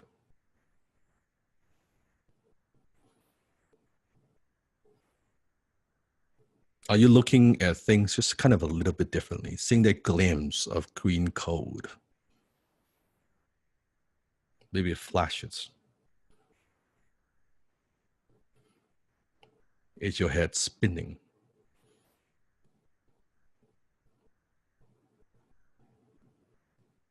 Waking up. And I say, do not call me Sifu. You can call me Dan.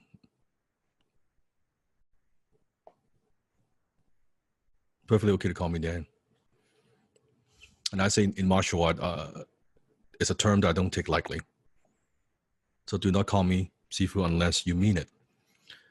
I want to share with you a story about a man who changed my life, which is my first Sifu, my first mentor. So I was $150,000 in debt, desperate. At the time, because I was looking for any ways to make money. I would subscribe to these, what I call the opportunity magazines, home business opportunity, things like that, on how to make money from home, how to make money doing anything. And I would get a lot of these junk mails.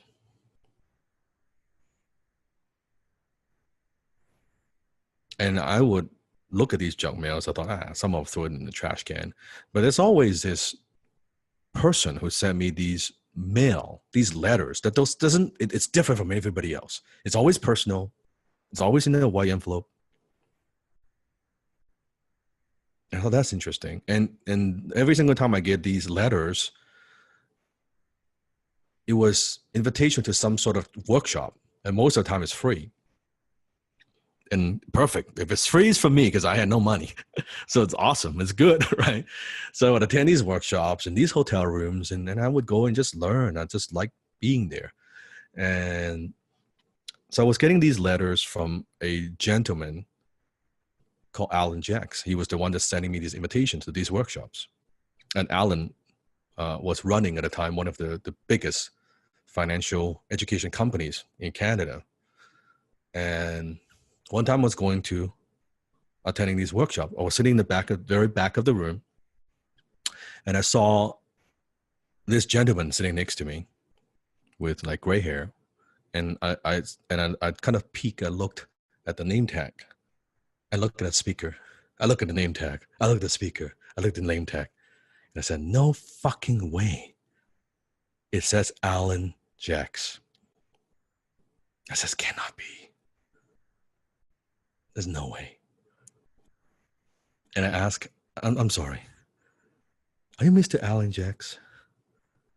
He said, "Yes, I am." I said, "Oh my fucking God," right? Because I was the biggest fan, because I was studying his letters and I would save them. I would 3-hole punch them. And I'm like, "Oh my God." Like I was yelling, and the speaker was looking at me like, "Shut the fuck up." Because I was making a scene, right? I was like a total fanboy moment, right? Fanboy like crazy. I was like yelling, "Oh my God." And I'm just like, and it's like, "Oh yeah, okay, calm down." I said, "I am your biggest fan. I love your work."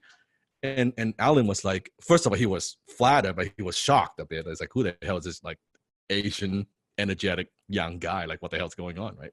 It was spiky hair with glasses. And it was like, yeah. We do very good workshops, because he thought I was complimenting on the workshops he does.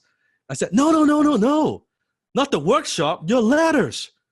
I said, I save all your letters. I 3-hole punch them. I collect them, and I would tell him like all the marketing pieces that he wrote. I was fascinated by it, and he looked puzzled, right? Because I think I might be the first guy ever who like compliments on that, because most people think of that as junk mails, right?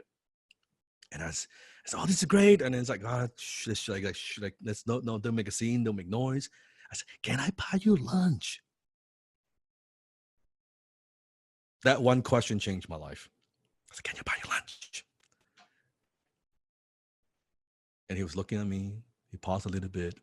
He looked at me, and he said, "What the hell? I gotta eat." So then we went. So the hotel was on the I think second or third floor. Anyway, we went downstairs to the restaurant. We sat down, and we're talking, right? Because we just like, I'm not interested in the speaker now. I've got like my idol in front of me, right? And I was telling him, and now I think this is kind of interesting, and in some way, I think it kind of worked. So I was being very honest, very transparent with him. I said, "Alan, I'm so glad, I'm so happy that we're having lunch. But I gotta be honest, like I'm a young guy. I don't have a lot of money. Actually, I don't have money. So if you would order a drink, a burger, I could afford it, but you order anything like a steak or anything like that, my credit card would probably bounce. Like it probably would decline." So he just laughed. It's like, he appreciates the honesty, right? And I just said to him, he said, "No worry, I'm not hungry, so just order the drink." And we talked. And from there, then he told me a little bit. I told him a little bit about myself, and he told me a little bit about what he does and how he does it. And then later on, I basically found out his address, his home address. By the way, I don't recommend this. I do not recommend this. Okay, at all, please. But I did at the time. I didn't know, right? So basically, I was stalking him. Yeah, please don't stalk Sifu. But I was stalking him, and I was going to his home. And because my first business when I was in high school was actually mowing lawns, right? So I was mowing his lawn, like I was cleaning up his garbage and all that stuff. Like every day I just showed up at his house because his house is also part of his office, right? And at the time I didn't know. I thought that's what you do, right? I didn't know. I was like naive. And it's hilarious because Alan's wife thought like I was his like bastard child. Because like, who is this fucking Asian guy like showing up our door, like doing these crazy things? Like, is he your son? Like, did you have an affair or something like that? So it got him in a lot of trouble in the beginning. It's like, what the fuck, right? And so, but later on, once I got to know, right, Alan's wife, and then everything is we just laugh at it.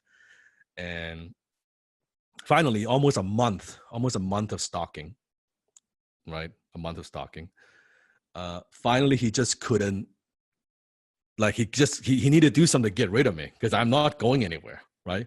And he's not so mean that he would call the cops on me. And he said, okay, fine. Okay, I would take you on.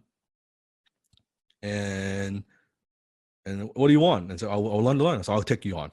But he said, I will only take you on as a mentee under 3 conditions. You and I have to make an agreement.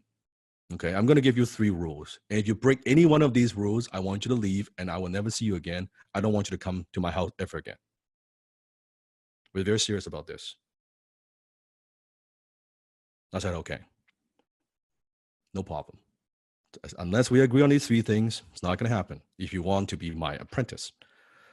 I said, rule number 1, no excuse. If I hear any excuse from you at any moment during our mentorship, I will not mentor you. Oh, yeah, but. Anything after but, I'm not interested. Any excuse from you, because an excuse is nothing more than a well-planned lie. I don't want to hear any excuse from you. I'm not interested in your excuse. So can we agree on that? I said, you got it. No excuse. And that's the first rule that I'm going to share with you. I'm going to give you for our community as well. No excuse and no bad apple. Oh, Sifu, I can't figure out how Discord works. I don't give a shit. Figure it out. Oh, Sifu, what the class, the replay, how does it work? Figure it out. How do I upload a photo? Figure it out. How to do anything is how to do everything. You want to make 6 figures a closer? You can't figure this shit out? Seriously. And you wonder why your life doesn't work. So I'm going to hold you to a higher standard. Can I hold you to a higher standard? Just think about how many opportunities you've lost in life because of excuses. How you can't do something. And I believe we have no bad apple policy. Because a bad apple ruins the community for everybody else.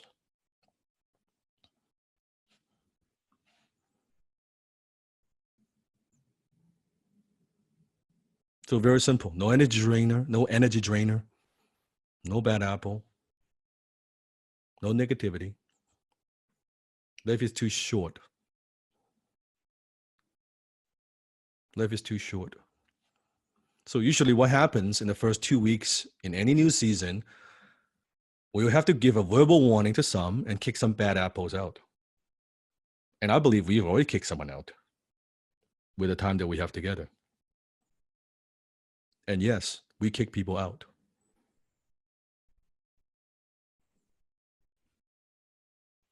Because I don't want their freaking money.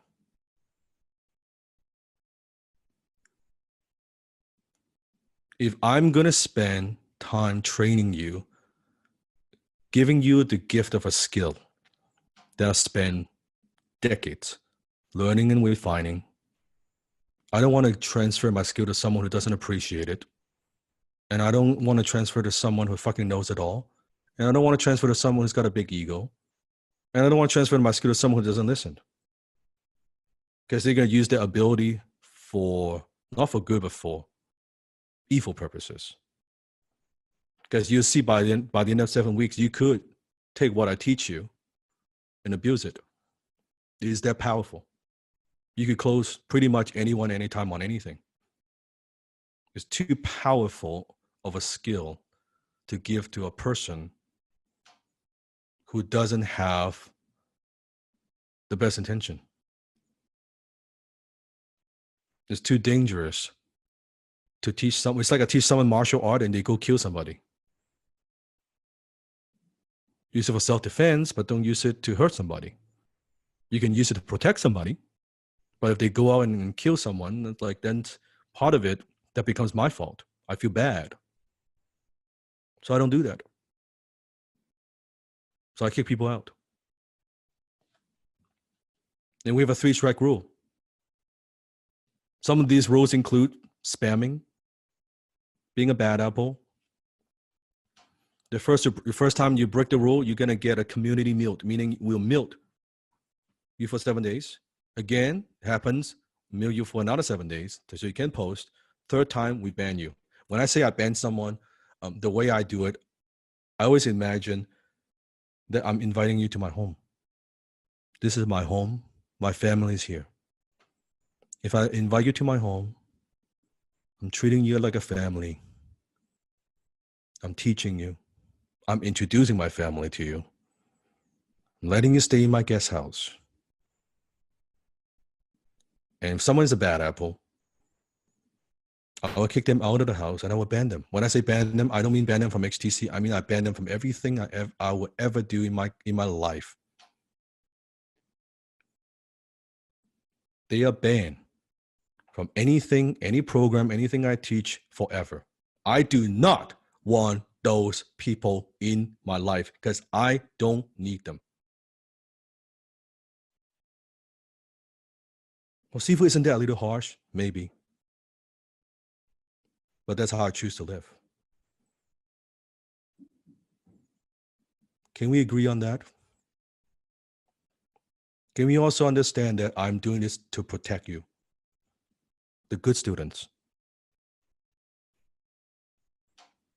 To protect the family. Not going to bring someone who's toxic. And if you see anyone that's like that, less support, no. We'll take care of it.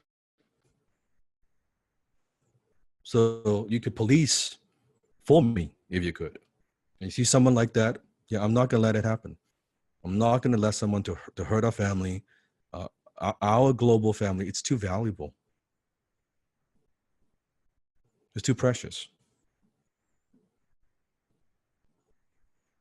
It's too precious. So can we agree on that? No excuse and no bad apple. Put in the chat if you agree on that. Yes. And Alan told me, okay, that's rule number 1, no excuse. And rule number 2, he said, the rule number 2 I have is no opinion. He said, I am not interested in your opinion. And I said, well, but Alan, what if I have a good idea? Like I'm creative, I'm energetic. Like what if I give you a good idea that like, this and that, like I'm jumping up and down, right? He said, Dan, you want to learn from me because you want my income, right? I said, yeah. I said, I don't want your income. If I have your income, well, life would suck. I don't want your income. So unless you get to my level, you generate the income that I generate, I'm not interested in your opinions. Does that make sense? I said, yeah, I guess, right? Yeah. When you get to my level or you make more, sure, I'll listen to you. Before that, I'm not interested in your opinions because chances are your opinions are wrong anyway. So can we agree on that? No opinions. I say, yes, no problem. Because I'm like, I don't know. I mean, I don't know much anyway. Look, whatever I knew got me 150K in debt. Clearly, those opinions didn't work so well. So I'm like, no problem. I'm coachable. So that's my rule number 2 for you. No opinions. Unless you've closed as much sales as what we have done, I have very little interest to hear what you have to say about closing. Not that I don't listen to you. I listen to my students very well. You notice I'm very active. But I'm talking about when it comes to this particular skill set. You with me? Practice what I teach you first. Get good at it before you be creative. Let's not get creative in the beginning. Get creative after you get good. But in the beginning, just practice the basics. Just do the basics. Get good at it first, right? Don't get distracted. And rule number 3 that Alan told me is no blame, no justify, no complaint. I said no victims. Alan told me that one thing I hate the most is victims. People who are pointing fingers. It's never their fault. I said, I don't have time for that. If you can learn from me, I don't have time for that. So no victims. This is the easiest. So no problem. Like I'm not going to play victims. I'm going to take full responsibility. Write this down. Full responsibility. That's right. Lame people blame people. That's correct. So no victims. So can we agree on that? So in HTC, we always have a rule, and there's no BMW. No bitcher, moaner, and whiner. You could drive a BMW, just don't be a BMW. Okay? Buy one, lease one, drive one, just don't be one. So no BMW, no bitching, moaning, whining. How does Discord work? Are we on Zoom? Where's the link? No BMW. When am I going to get the replay? Is it 24 hours already? No BMW. How do I log into the Facebook group? No BMW. Figure it out. I'm not just training you a skill. I'm giving you a new habit, a new way of operating. A new way of operating. How many of you agree that you could operate at a higher level? You could be more resourceful. You could be more proactive. Yes? We all could. Let's start today. Who wants to start today? Right now. Today. Today. And everything we do, I can tell, we stand behind everything we do. We have a rock solid 30-day money back guarantee. I'm going to let you go through half of HTC. If you think it's not for you, let us know. I don't want you to be in a marriage that you don't want to be in.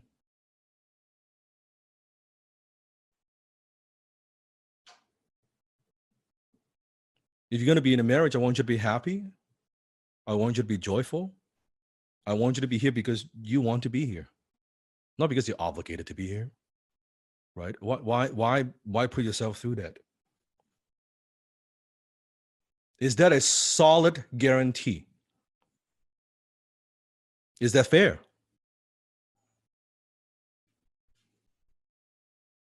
And after a month, you say, this is home. This is where you want to be. This is where you feel like this is it.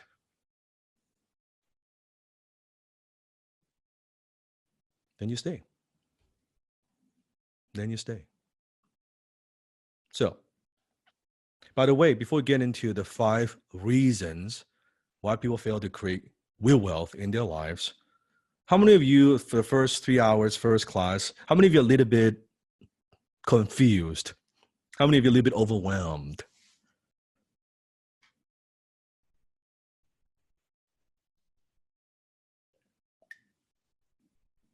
How many of you actually have more clarity?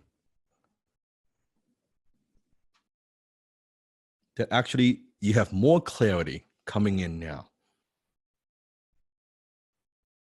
How many of you have more confidence in terms of you are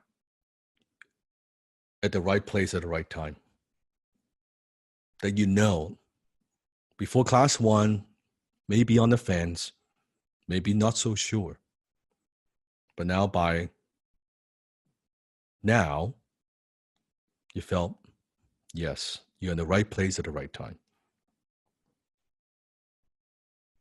Great, great. So 5 reasons why people fail to create wealth in their lives. So we're talking about skill set, and you're here to develop a high income skill. So let's talk about money. So why most people, if you ask most people, if you ask them, hey, would you like to have more wealth in life? Would you like to have more income in life? Most people would say, yeah, sure. Sure. If you ask most people, they would say, yeah, sure. But there's a difference between interest and commitment. When you're interested in doing something, you do it only when it's convenient. How many of you do things because it's convenient? But when you're committed to something, you accept no excuses, you do whatever it takes.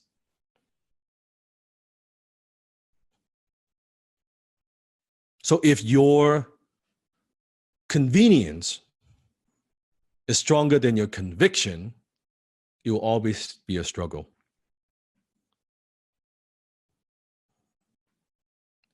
If you come in here and you kind of try, I'm gonna try HTC, you're gonna fail. I can tell you right now. I'll see how it goes. You're gonna fail. You don't need to see how it goes. You will fail. It's not gonna work.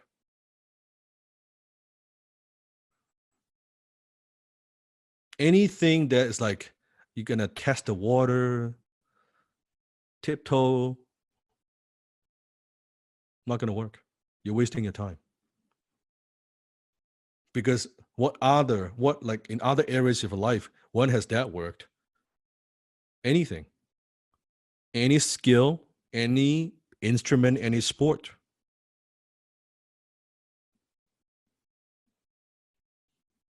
So can you see there's a difference between interest and commitment?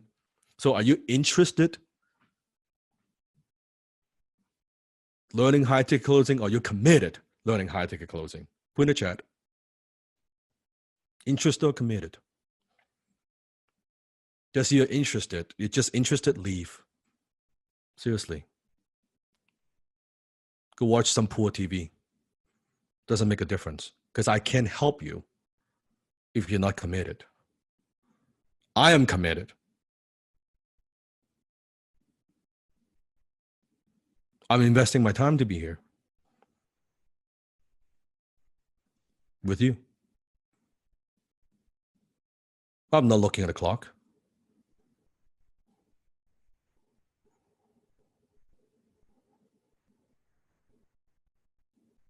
So if you're committed to your success, I'm committed to your success.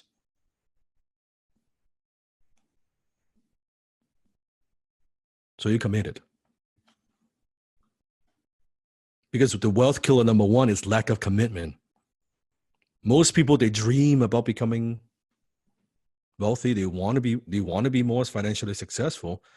Think about your friends and family, right? They say, oh, I want to be more successful. Or most actually don't. But for some, they say, I want to be more successful. How many have heard of things like you talk to your people around you, right? And they're bitching BMW about certain situation. Oh, I hate what I do. I hate this thing. I hate my city or whatever. But you ask them, well, why don't you do something about it? And they never do anything about it. Right? They're just complaining about whatever situation. Oh man, let's get a drink. And the whole drinking thing is a bitching session, right? This total victim mode. That's correct. Total victim mode, right? Co-workers. Lack of commitment. Say with me, a real commitment is a commitment with a formal structure. A real commitment is a commitment with a formal structure. The difference is, without a formal structure is always just a dream, a wish. HTC works because we have a very formal structure. You're going to be here every single week. Afterwards, you're going to have assignments. You're going to do dojo. You're going to practice. It's 7 intense weeks. Probably more intense than anything you've done. It's a lot. How many of you have gone through some of the pre-training? The pre-training before HTC, some of the materials, some of the training videos, some of the tutorials, you watched some of it. How many of you were overwhelmed by how much pre-assignment you have to do? There was a lot. There's a lot, right? So there was a lot. Getting ready so they get the most out of HTC. So think about someone who want to lose weight. Let's say you have two people who want to lose weight. And one person say, "Oh man, you know, I've gained a few pounds. I want to lose a few pounds." And you say, "Okay, cool. So what are you going to do? What are you planning to do to lose weight?" "Well, you know, I'm kind of thinking of going to the gym, you know, maybe after work or something like that." And you say, "Well, you know, so okay, so how many times you're planning to go?" "Well, I don't know, maybe a couple of times a week whenever I have time. I'll do my best." "Okay, which gym are you going to go to?" "I don't know yet. You know, I'll find out. Maybe there's one next to me. I don't know, right?" "Okay, and when you go there, we're going to do, well, maybe, you know, lift cardio, maybe lift some weights. And okay, how long are you going to exercise?" "Oh, depends on how I feel like it. Maybe 25 minutes, 30 minutes, something like that." Okay. Now, if someone's like that, what are the chances of this person losing weight? 0. Why? Because it's a commitment without formal structure. It's not a commitment. Now, take a second person. This person say, "Oh man, I need to lose some weight, man. You know, I've been single for a long time. You know, summer's coming up. If I could go to the beach, hopefully by then I could. You know, I want to look my best. You know, I want to be the best version of myself, right? I need a, man, it's tough being single, man. I don't know. So I gotta look my best, right? So I can fit in that bikini, right? Or fit in that swimming trunks, whatever it is, right? I want to look good. Okay, and you say, "So what's your plan?" "Well, my plan is I am going to go to the gym, right? 3 times a week, right after work, 6 p.m. to 8 p.m. 3 times a week." "Okay, all right. Ooh, that's pretty precise." "Yep.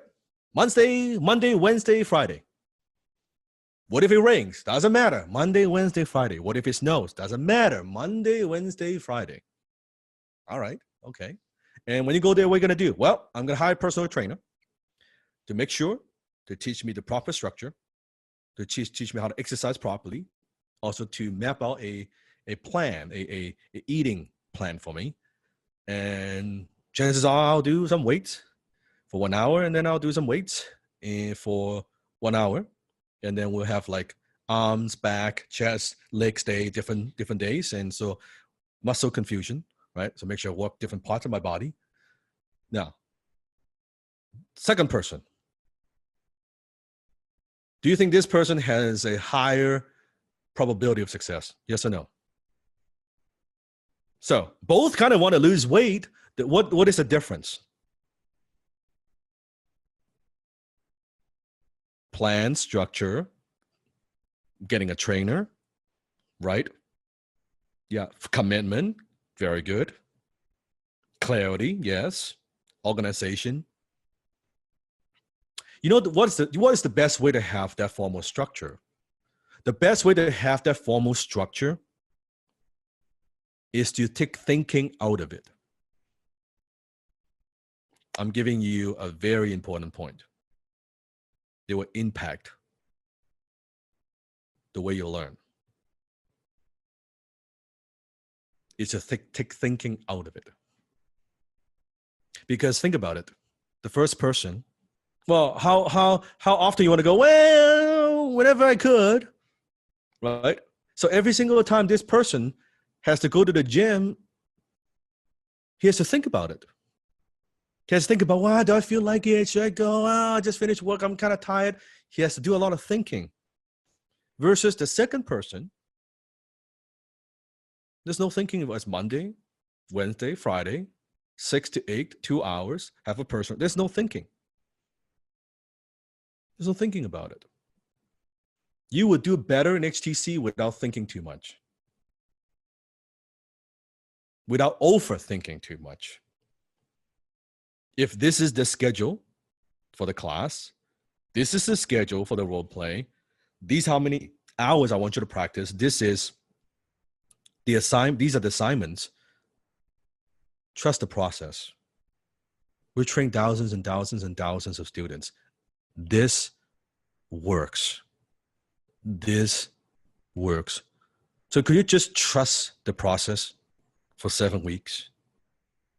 Just trust the process. Immerse yourself for 7 weeks. If we get attendance rate of 80%, then 8 weeks. That's all I'm asking. Trust the process. Wealth killer number 2, lack of focus. Lack of focus. You notice wealthy people, they're laser beam focused. They're very much focused on what they want to accomplish. You notice people who struggle financially, they have what I call shiny object syndrome. Let me ask you a question. How many of you have had, maybe still a little bit, the shiny object syndrome? Meaning you like to jump from one thing to another. You don't stick with it long enough. It's this, and you try another thing, and try another thing, and try another thing, and try another thing, and try another thing. Jump from one thing to another. Why do people have shiny object syndrome? Why do they have shiny object syndrome? No clarity, trying to succeed, looking for shortcut. I'm just looking and then like a self-esteem. That's correct. Think about the different vehicle or different things that you maybe before. How many of you put in a chat? What are some of the things you've tried to generate more income in the past? I want to see. Selling T-shirts, Amazon, Shopify, network marketing, drop shipping, developing app, eBay, yeah, trading. So question number 1 is, are there people making money doing some of those things? Are there people who are successful doing some of those things? Right? You could see those success stories. So clearly the vehicle works for some people. Maybe it doesn't work for all, but it works for some people, yes? So then if not that thing, and then you try something else, a second thing, right? And a third thing, and then you try a few things, and still kind of, there are people who are successful with the second and third thing too, but somehow you don't know why, you can't pinpoint what it is. You can see working for other people, but somehow it just doesn't work for you. And you wonder why. So why do people have shiny object syndrome? Can I just be very, very blunt? Could you handle the truth? I'm not being blunt to hurt you. It would never be my intention to hurt you. It's to help you to get this. Because once you get this, you will not go back. You will not look at what you do the same way. People have shiny object syndrome because of lack of self-esteem.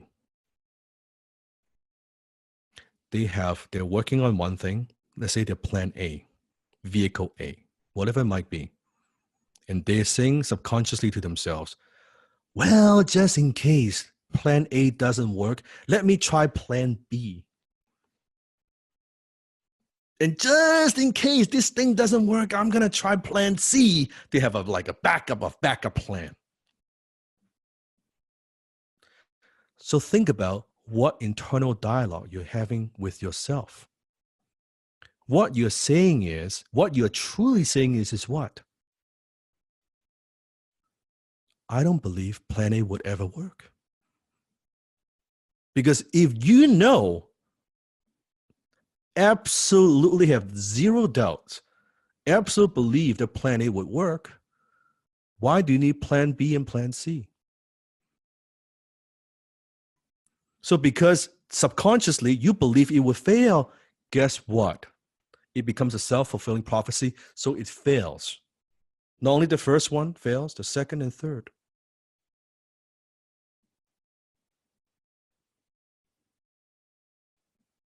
Are you getting this? So by doing that, you already fail before you even start. Isn't that the truth? So you thought it's a backup plan. It's not a backup plan. It's a failing plan.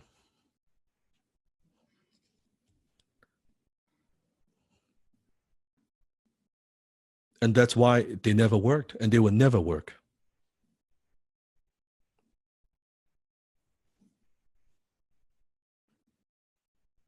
You need to focus on developing one thing. Mastery. First. You got to develop those high income skills first.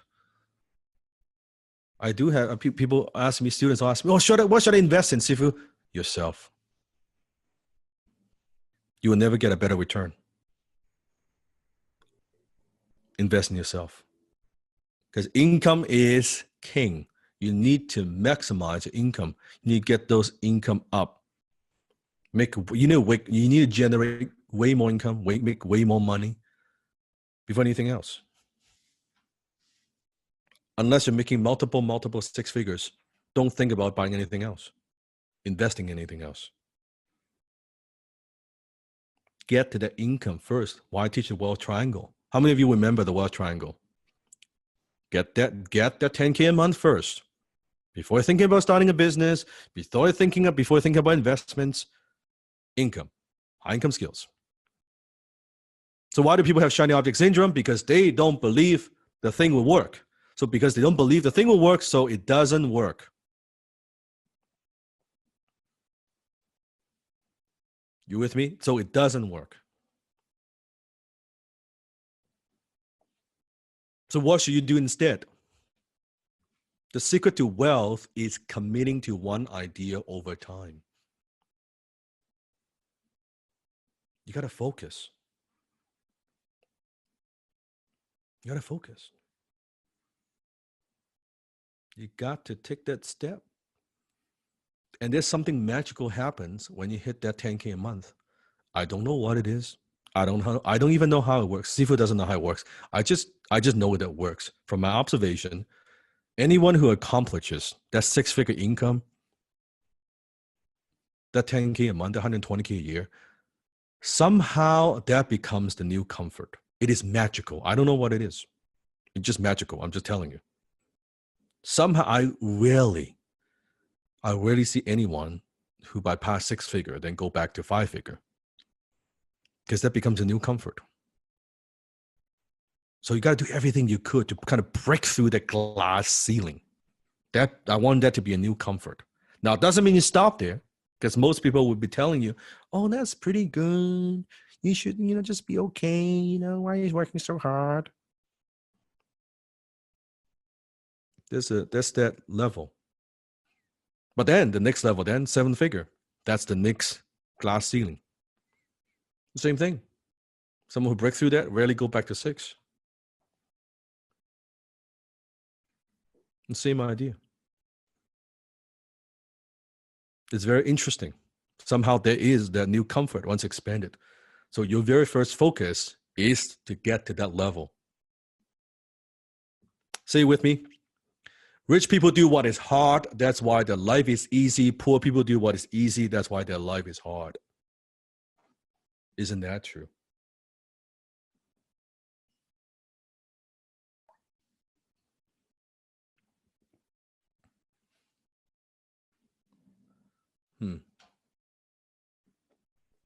Rich people do what is hard. That's why their life is easy.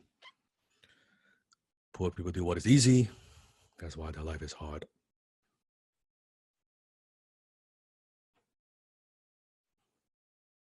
Easy to just go through life, not learn anything new, watch some poor TV. Easy.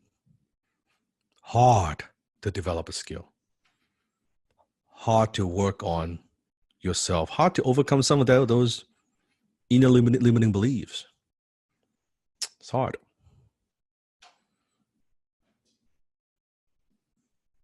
Hard to stay up at night going through a 4-hour class.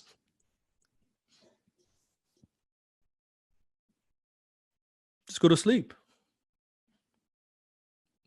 You understand normal people don't do this, right? Average people don't do this, right? You understand that? They're sleeping. They're not listening to a class, taking notes, learning. Learning in this kind of hour? Are you nuts?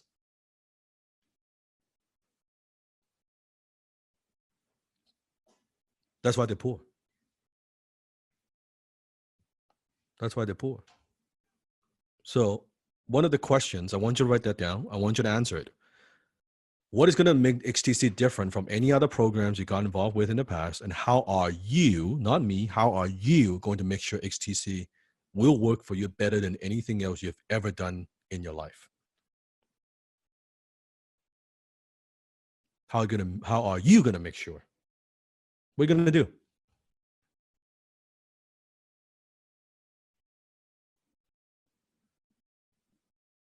All in, massive action,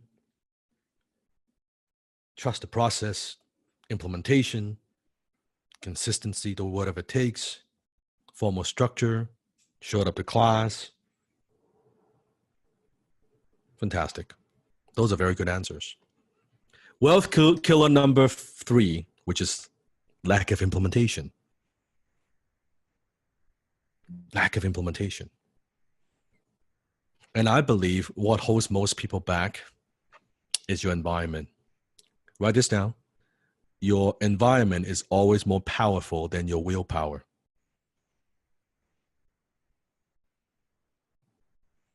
Your environment is always more powerful than your willpower. Part of the reasons why you struggle sometimes with implementation is because you overestimate your willpower. Think about the person who wants to lose weight. The first person overestimates his willpower to go to the gym. Isn't it true? The second person is like, well, I don't really trust my willpower, so let me hire a personal trainer to make sure that I showed up 3 times a week, Monday, Wednesday, Friday, that I'm going to be there. One of the most powerful questions you could ask yourself is, how can you alter your environment to work to your advantage? I'm talking about your home life, your environment where you're learning. It doesn't matter you're learning from your bedroom, your living room, your kitchen table, little office, basement. It doesn't matter. The question is, how can you alter your environment to work to your advantage? What could you do? And one of the things we suggest to our HTC students is when you look good, you feel good. When you feel good, you perform better. Show up to class as if you're going to an event. Show up to class as if you're serious. Show up to class like a 6-figure closer. Question is, a 6-figure closer, someone making $10,000 a month right now, do they dress up the way you are dressing up right now in class.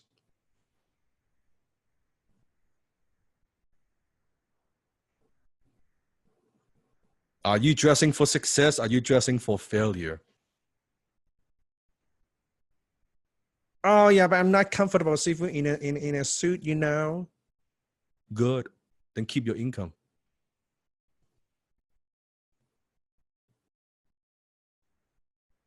Just don't complain when your income is low. Oh, but Sifu, I'm not comfortable wearing a suit. I wonder where that comes from.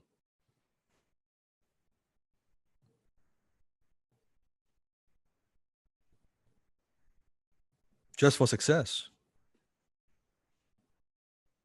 Once you are successful, then dress whatever the hell you want. But when you are closing, you need that confidence boost. I can wear my shorts. I can close a multi-million-dollar deal in my fucking underwear. If I close more deals in my underwear than most people, because it's already in me. A Superman wearing that Superman suit or not is still Superman. He still has his superpower.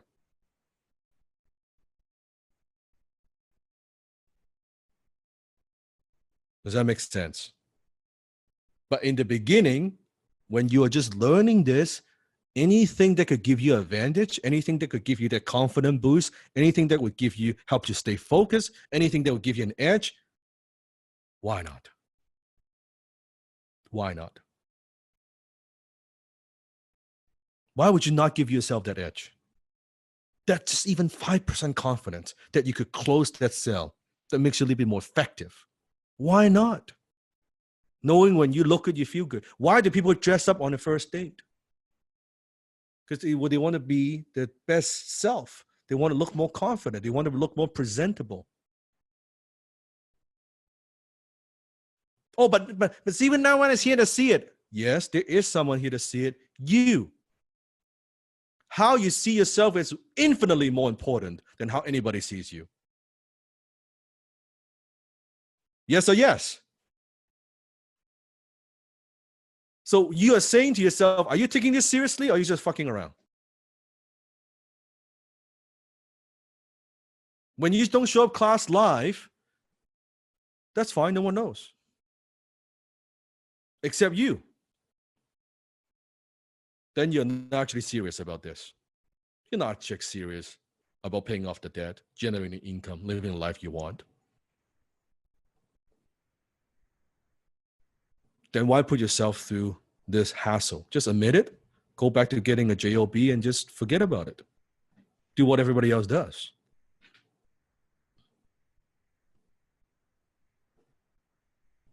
Like, why put yourself through this if you're not 100% serious? And if you are 100% serious, why would you not give yourself that edge? So you think about your environment. One of the videos in the Delaware University that you get, it's a video that I made with Jenny, and it is a video that you could watch with your partner, your family. Now, how many of you are here, but your spouse, your family, your partner, maybe they're not fully supportive, maybe they don't quite understand?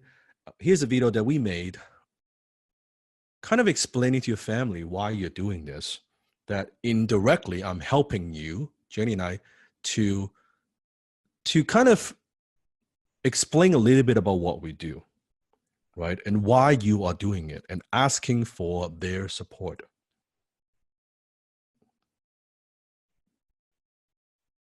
So that's a video that you could sit down with them. Now, I'm not going to say that it 100% works because they are still in the matrix. Isn't it true? Very much in the matrix. But for some, we do know that it helps. For some, even that doesn't help. I'm going to share something with you. Please write this down. You will only be as successful as your spouse allows you to be. That's a mic drop moment. You will only be as successful as your spouse allows you to be.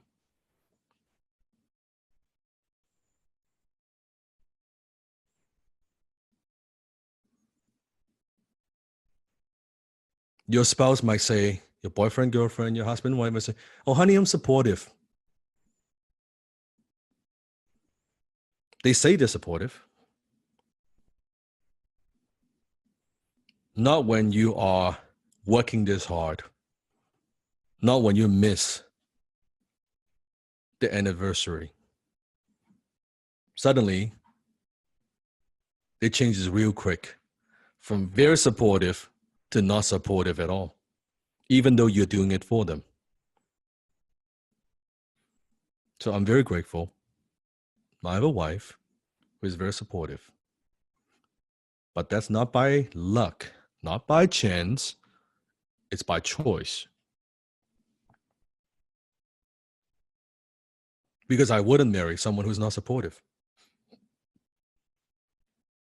1000% I could tell you that.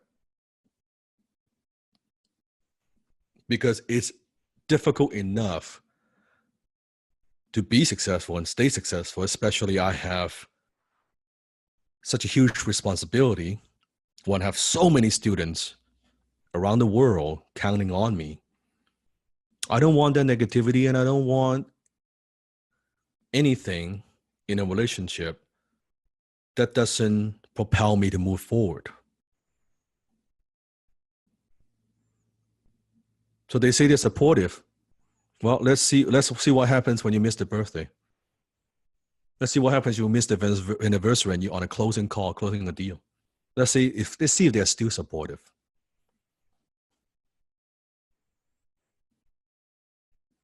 When you say, I don't want to go to Christmas to hang out with all your broke relatives, let's see what they say. They're toxic, they're victims. Wasting my fucking time. Let's see what they say.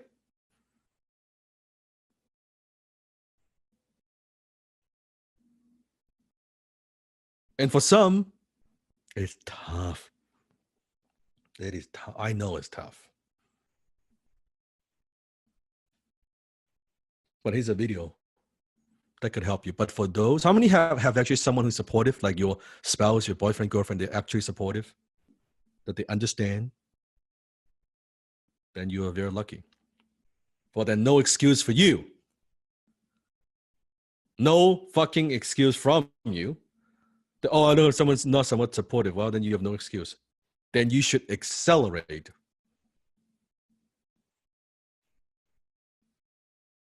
And if you're single, good. Good. Focus. Focus. And don't worry. Your HTC skill, you'll see helps in your relationship tremendously. Because dating is closing. Dating is all about closing. Now, I'm not promising you that you're gonna, this high ticket closing. It's not high ticket dating. Okay. But just think about when you know high ticket closing, which is about asking questions, understanding your prospect. If you are a man and you're dating someone and you know how to ask questions and you're the best listener that they've ever met, getting dates will not be a problem. Trust me. The confidence, and you look good, you're dressed in a suit. How many of you ladies, how many of you like to see a man in a suit? Like who's clean, who's proper, right? Who's articulate, who listens to you, who asks questions, who doesn't interrupt, who understands you, who has a sense of humor. How many would say, I would agree that's an attractive man. Also who knows how to make money, who could take care of you, who could protect you, right? There you go. Same thing. If you are a lady and you're dating someone by knowing how to ask questions, about asking questions that encourages the man, inspires them to go for more, not to hold them back, but to encourage them to pursue their dreams. That's incredibly attractive to men. You will not have problems dating. Sometimes we do see those booms, success stories, where it's not my intent, but it's just like a side benefit. It's a side benefit because now you are a better communicator, right? And you see in a couple of weeks that you're not afraid to talk to strangers. You love to talk to people. You got a good energy about you. It's incredibly attractive to people. Yeah. So it works. It works. And you will know how to qualify. In a couple of weeks, he was going to teach you how to qualify, how to set the agenda, right? And how do you close? How to set the expectation, that's correct, right? You get all of that. You can use it to close sales. You can use that to close on a date. You can use that to get a phone number. It all works. It's truly the same thing because it is about a connection with another human being, right? Now, but again, that's not part of the what we're teaching here. That's up to you how you use it, right? Sifu doesn't judge. Sifu doesn't judge. Okay.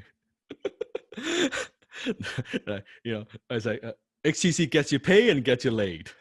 Maybe that's our tagline. But seriously, it gets you paid. The getting laid part is up to you. Okay, no promises. Too much fun.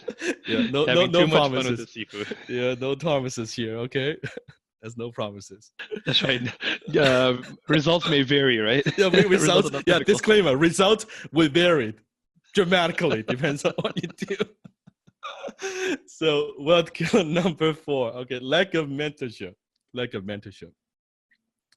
And that's one thing that I've learned, and why my life was actually a mess before I found my first mentor. And I was looking for directions, and really what I was looking for is mentorship. And one of the things I want to share with you is, it's a very profound question, and that is, if you could get there on your own, guess what? You would already be there. Let us sink in for a moment. If you could get there on your own, you would already be there. Because if you know the way and you know the method and you do what it takes, you would already be there.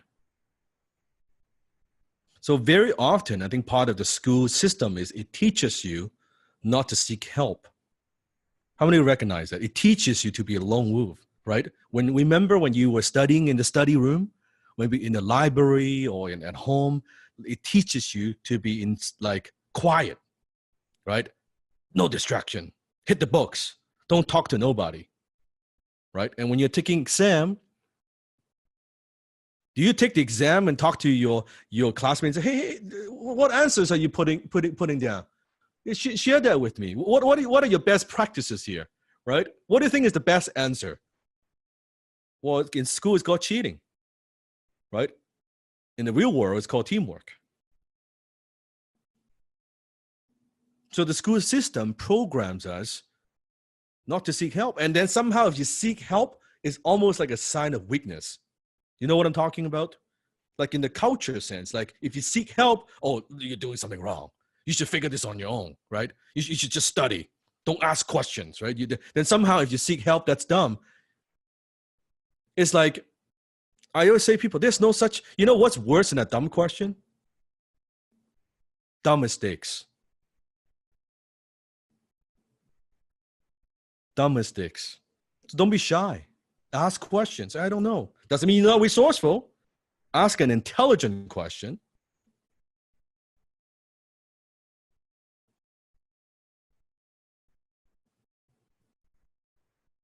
Like ignorance it's very, very expensive. Like seek help. I have so many people I seek help.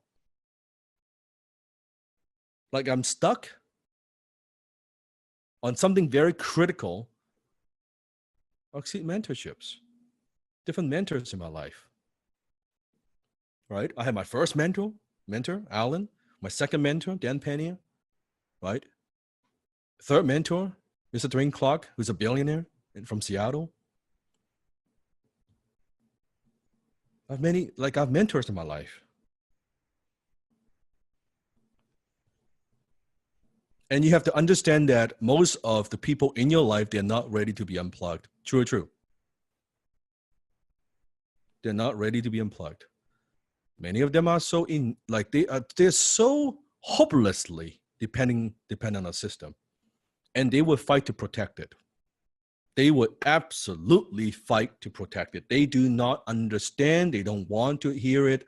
So please do not try to, don't even bother.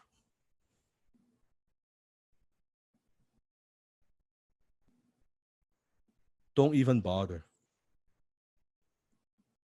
They understand, good. They don't understand. They don't really want, it's gotta understand. They don't want to hear about it. Mind your own business. You get support from them, that's a bonus. Don't count on it though. Don't count on it.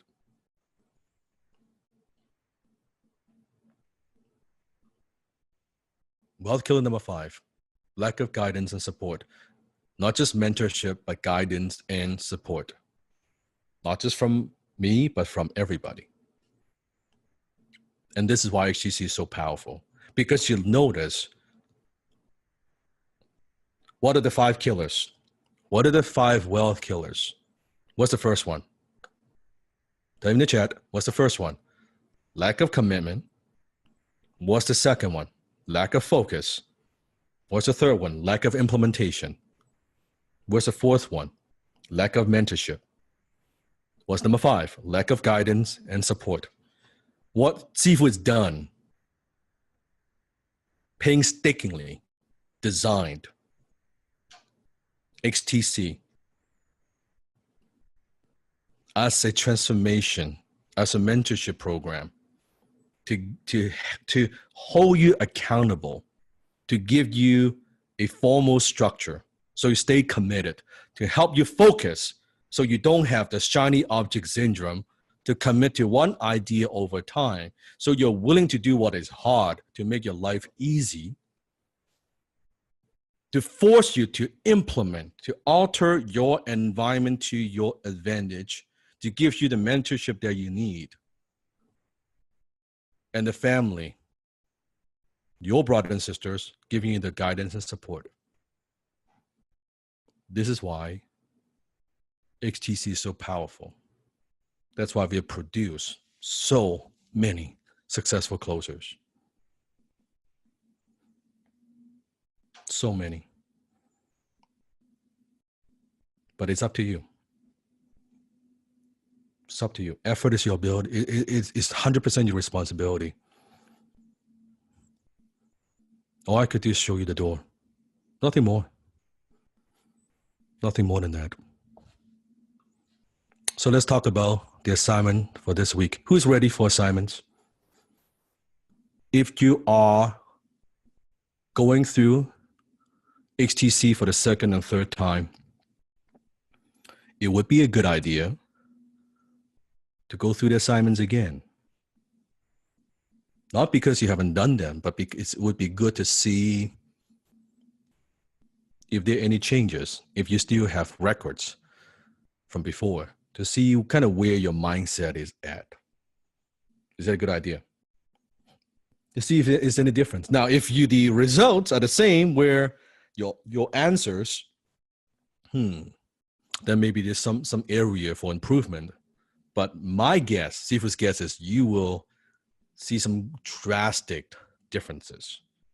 But you might also see some area where, there's something that I didn't see before, something that kind of neglected, or that one little piece of belief that was holding you back that you may not be aware before. Like, it's like you the big things you move out of the way, but the little things have been holding you back. So would that be a good idea to do that? Just go through the assignments again, right? I think you'll find it incredibly beneficial. So step number 1 is to create your vision board. The vision board. So what is a vision board? Nothing fancy. All you need is a poster board or a large sheet of paper that you can put on your wall, or even your refrigerator. That's fine. That's almost a big wall like that. And what you want to do is you want to grab some magazines or images, or you can print from Pinterest or Google Images. All you need is some glue, some push pin, stapler, fridge magnet, doesn't matter what it is. A little vision board. How many of you have ever done a vision board in the past? How many have never done a vision board in the past? I'm curious to know. Very good. Okay, if you've never done a vision board, you will love this exercise. Because how can we get to anywhere we want to go if we don't know where we want to go? Write this down. Clarity is power. Clarity is power. And for some, maybe you've never dreamed of, like, it's always in your head, but you are in some way almost a little bit afraid of putting it in front of you, because suddenly when you put it in front of you, it becomes real. It means you got to do something about it. It means you got to take action. It's a little bit frightening, but now's the time. And next week, when we come back, I'm going to teach you a process of how Sifu does a vision board. But for now, I want you to do it first. So be very specific with your goals. What is the first thing that you would like to pay for with your high ticket closing income? What is the first thing you would buy? Could it be a family vacation? Could it be paying off debt? Could it be a new car? Could it be a new house? Could it be new investments? What is it the first thing that you would like to get? Maybe not for yourself, maybe for your family, or maybe it is for yourself.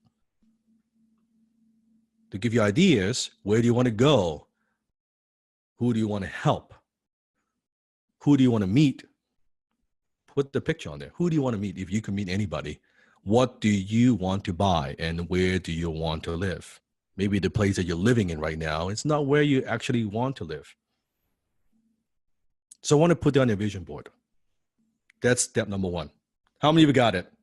What's step number 1 for your homework? Create your vision board. Step number 2, write a letter to yourself. You're going to write a letter to yourself. Now, this is going to go deep. Okay? This is going to go deep. Be very clear on the why. It's very important to be certain why you're doing it. That's your feel, especially during challenging times. It's also good to know exactly why you want, because it's nice to want something, but why you want it. Most people don't get what they want because they don't know what they want. And even though they do know what they want, they don't know why they want it. That's why they don't get it. People achieve their goals. They know what they want and they know why they want it. I'm very clear on my why. I'm very clear on my what. So what would you like your monthly high-ticket closing income to be in the next 12 months? Maybe for some, it's $10,000 a month. Or maybe for some, for you, maybe, oh, you know what, Sifu, I'm happy. If the first 12 months, I'm happy with even $4,000 a month. Whatever you believe, or some is like $25,000 a month. Whatever you believe, you could do. And then how are you going to make sure that this program will work for you better than anything else you've ever done before? You're going to write this letter to close you. Because before you can close anybody else on the phone, the most important sale that you have to make is you. You need to use this letter to close yourself why this is a must. Not a nice to have, not a maybe, not a wish, not a hope, but it's a must. And why is an absolute must and why you must succeed. And please don't write 2 paragraphs because that's not very convincing. Is that very convincing if you write 2 paragraphs to yourself to close yourself? No. No. How you expect to close someone on the phone without seeing them if you don't have absolute conviction about what you do? You can't. Close yourself. In order to close others, you must close for yourself. When I sell something, when I close something, I could tell you that I have so much conviction, so much belief in what I do.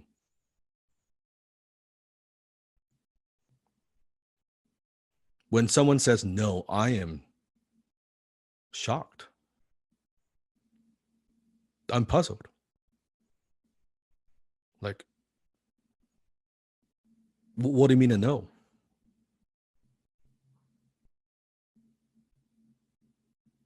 I'm shocked.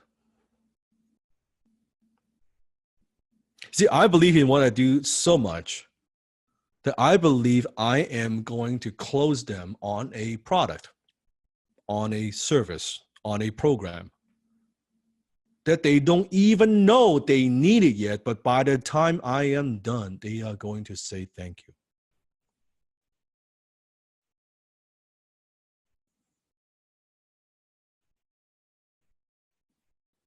Not one single student will be here if I didn't close you. For some, you don't even know what closing is. You didn't know what it is. You didn't know why.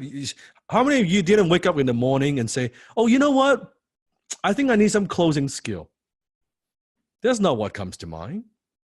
You didn't even know this exists. You didn't know this word exists. You didn't know this skill exists. You didn't know this model exists. I had to close you on it. And I know by the time I'm done, by the end of 7 weeks, you say thank you. Because it's going to transform your life beyond your imagination.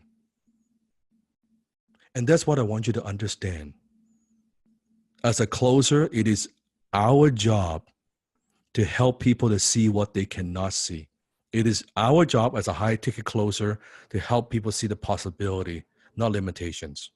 It's our job to help them to get out of their own way so they do what is necessary, so they do what is good for them. Most people don't know. That's why it's such a noble profession. What's better than this? Can you imagine you are closing someone? And that's when you know you're good, by the way.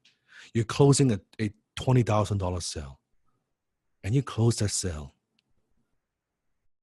And you sign that deal.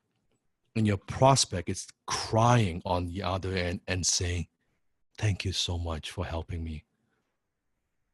I didn't know what I would do. Thank you for providing this solution. And you've just made more money in 1 hour than most people earn in a month. At the same time, you've impacted someone in ways you could not even imagine. You see why closing is such a noble profession. It's not the slimy snake oil bullshit. That's how most people do it. That's not how I do it. I would not let you do it.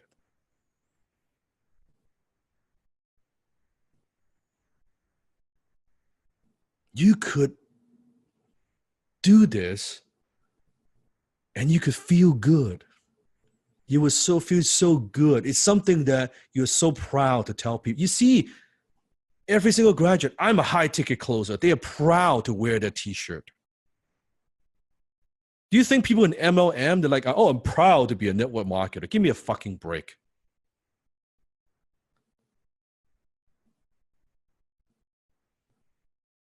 Like, it's crazy.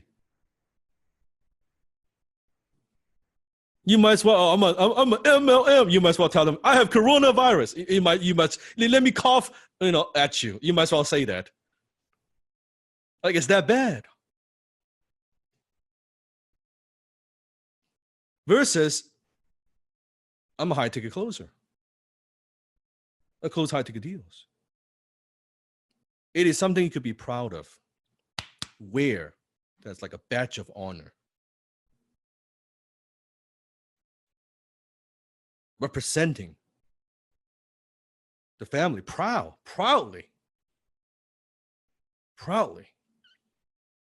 So step number 3, we're going to expose the lies. What we're going to do? We're going to expose some of those lies. In order to turn your vision into reality, we must get rid of those mind chatter, mental bullshit that has been holding us back. So now listen very closely. You got to do this exactly like this. You're going to grab a pad of paper. Not, Sifu, can I type? No. Pad of paper and a pencil. Well, Sifu, I don't have a pencil. Get a fucking pencil. Not a pen, a pencil. So you're going to get a pad of paper. You're going to get a what? A pencil.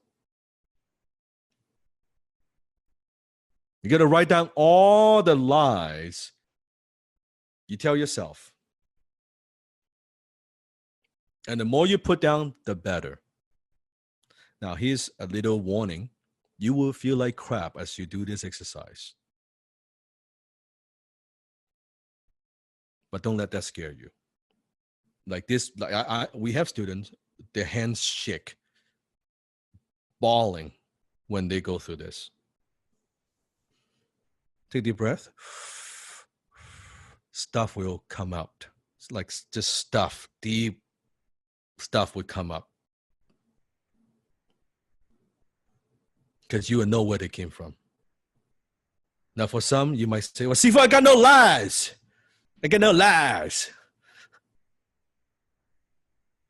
And I said, really? That's a big fucking lie right there. I got no lies. You have some lies. Believe me. We all have some lies. So you're going to grab a pad of paper, you're going to write a pencil. There's a reason. There's method to my madness. Just get a pencil. So how it's going to work is you're going to write each lie, and then you're going to skip 4 lines. So you're going to write down a line in pencil. And then after written down how you feel about yourself, certain lies, I want you to use a red pen, so it's like the red pill. You're going to write the truth. I'm going to teach you exactly how. Phrase positively in the 4 blank lines below each line. Even though you can't believe it yet. So the more lies, the better. I've seen HTC students 5 pages, 10 pages. In fact, put in a chat for my graduates, how many pages you wrote back then? So 10, 4, 20 pages, 9 pages, a lot of pages. Write down all the lies you think about yourself, financial lies, spiritual lies, health lies, relationship lies. We're going to expose every single one of them. Write down every lie that in your perception, every lies you've been told, every lies that your family taught you, every lies that you've learned. So here's what it looks like. Example, a lie, maybe you are introvert. Maybe you're ambivert like Sifu. Meaning that I'm an introvert by nature, but I could be an extrovert when I need to be. But actually, I'm an introvert most of the time. It's hard to believe, I know. Most people, they think when I'm on stage, and I prefer to be alone most of the time when I'm working, right? But I could be an extrovert when I need to be. So maybe a lie that you believe is I'm shy, and I don't know how to talk to people. So you're going to skip a few lies and you're going to write the truth. The truth is I just haven't learned how to communicate with confidence and conviction. I know with practice, I could talk to anyone, anytime with confidence. So you write the lie in pencil and you write the truth in red. You write the lie in what? And then you write the truth in what? In red. Good. Here's an example. You might write down the lie. Money is the root of all evil in pencil. Then the truth, you write down, skip a few lines. Lack of money is the root of all evil. Not money. It's lack of money. With more money, I can do more good for myself, my family, and the world. You got it? Any questions? So lies in pencil, truth in red. Good.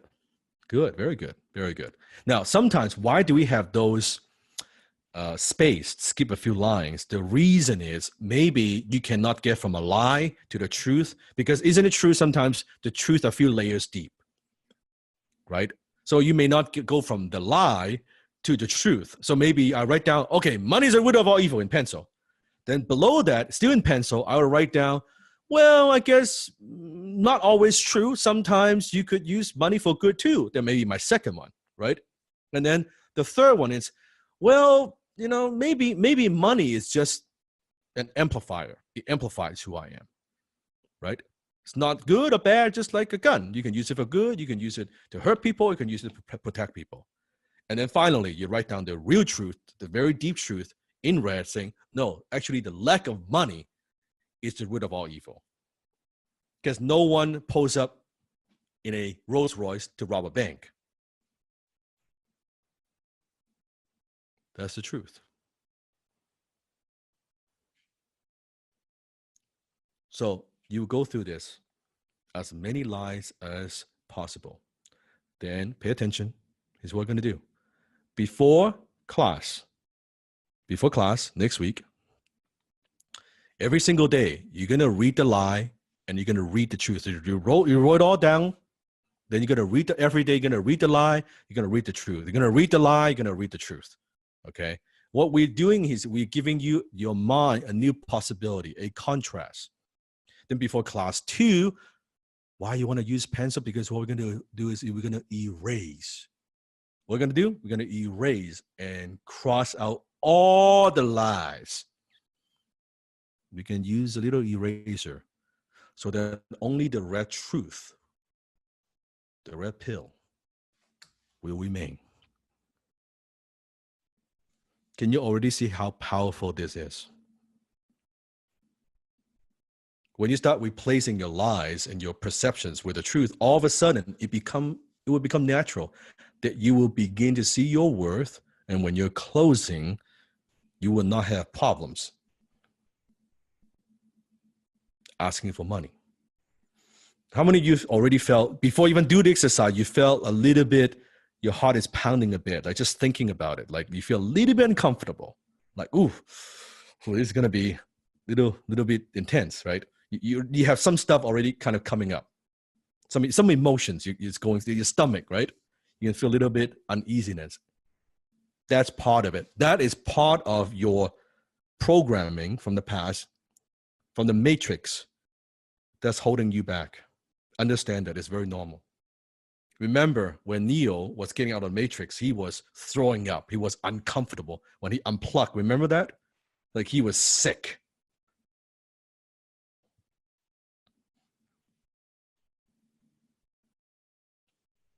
So step number 3. Step number 4, immerse yourself into Sifu's teaching, right? You want to binge watch the videos, minimum 10 videos a day, especially the closing high ticket sales. Like, if you haven't done the pre-training, make sure you go through all of that. If you have not watched The Matrix, make sure you watch that, right? So please, in the next 6, 7 weeks, 7, 8 weeks, don't Netflix and chill. Well, I don't know the chill part. Chill part is up to you. But don't Netflix and chill. Then flex for skill. Say it with me. Don't Netflix and chill. Then flex for skill. You can even get a little mug. We actually have that available at the Dan Lau shop. dentalshop.com. As a little wealth trigger. As a little wealth trigger. Comes in white, comes in black. For fun. But seriously, immerse yourself. Immerse yourself. And always remember that the purpose of learning is mastery. The purpose of learning is not memorization. That's school. It's not to memorize something. How many of you remember before exam, you memorize something just to get through the exam, and then the next day you forget everything? Right? Yeah. No. The way that we learn is through mastery, because it's a skill set. It's not to remember everything you got to say. No, it's about your execution, how you apply something. And mastery takes repetition. Mastery takes what? It takes repetition. That's how you get good. Do it again and again and again and again, right? And step number 5, make sure that you learn from other successful HTC students, because success leaves clues.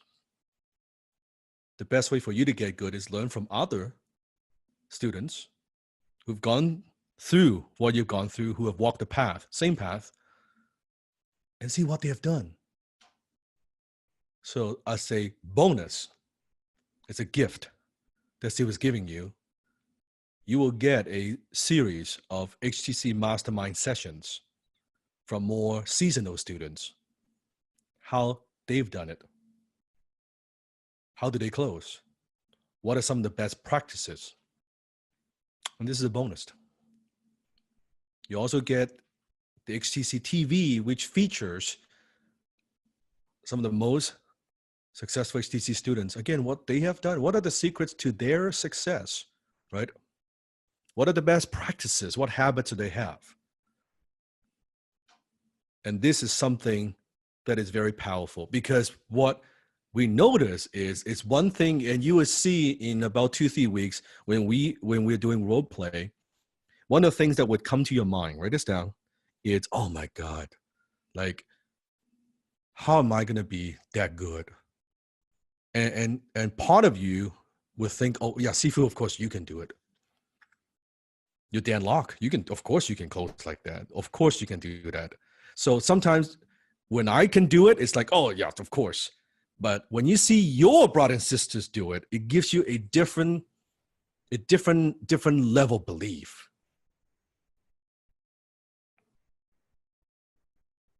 It shows that, hey, you know what? I start that. Yeah, I mean, yeah, I can see it. Like, if they could do it, we have similar background, right?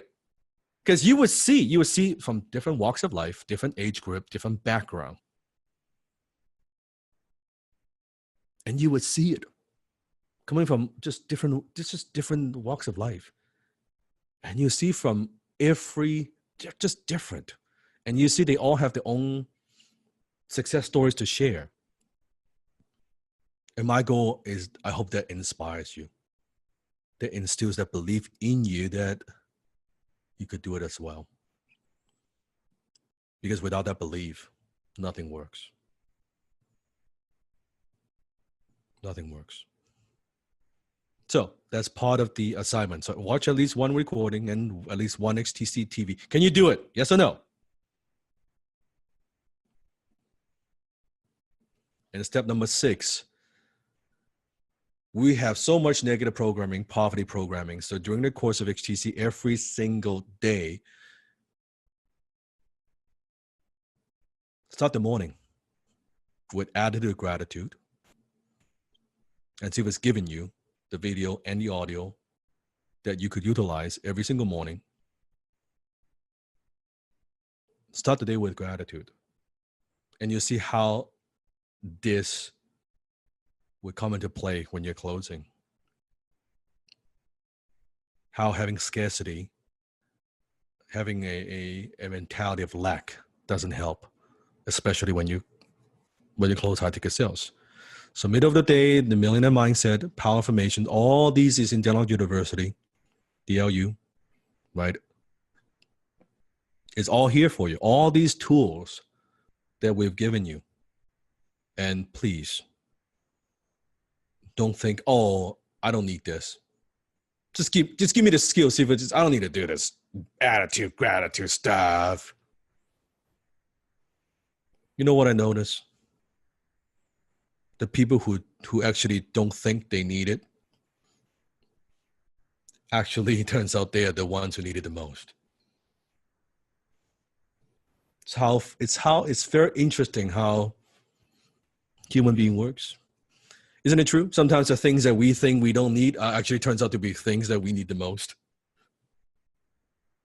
Because we're blinded by it. It's our blind spot.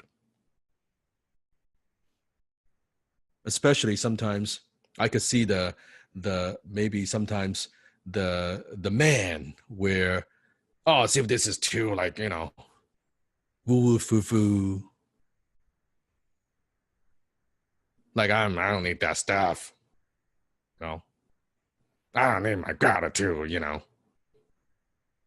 My question is, how's your program working so far?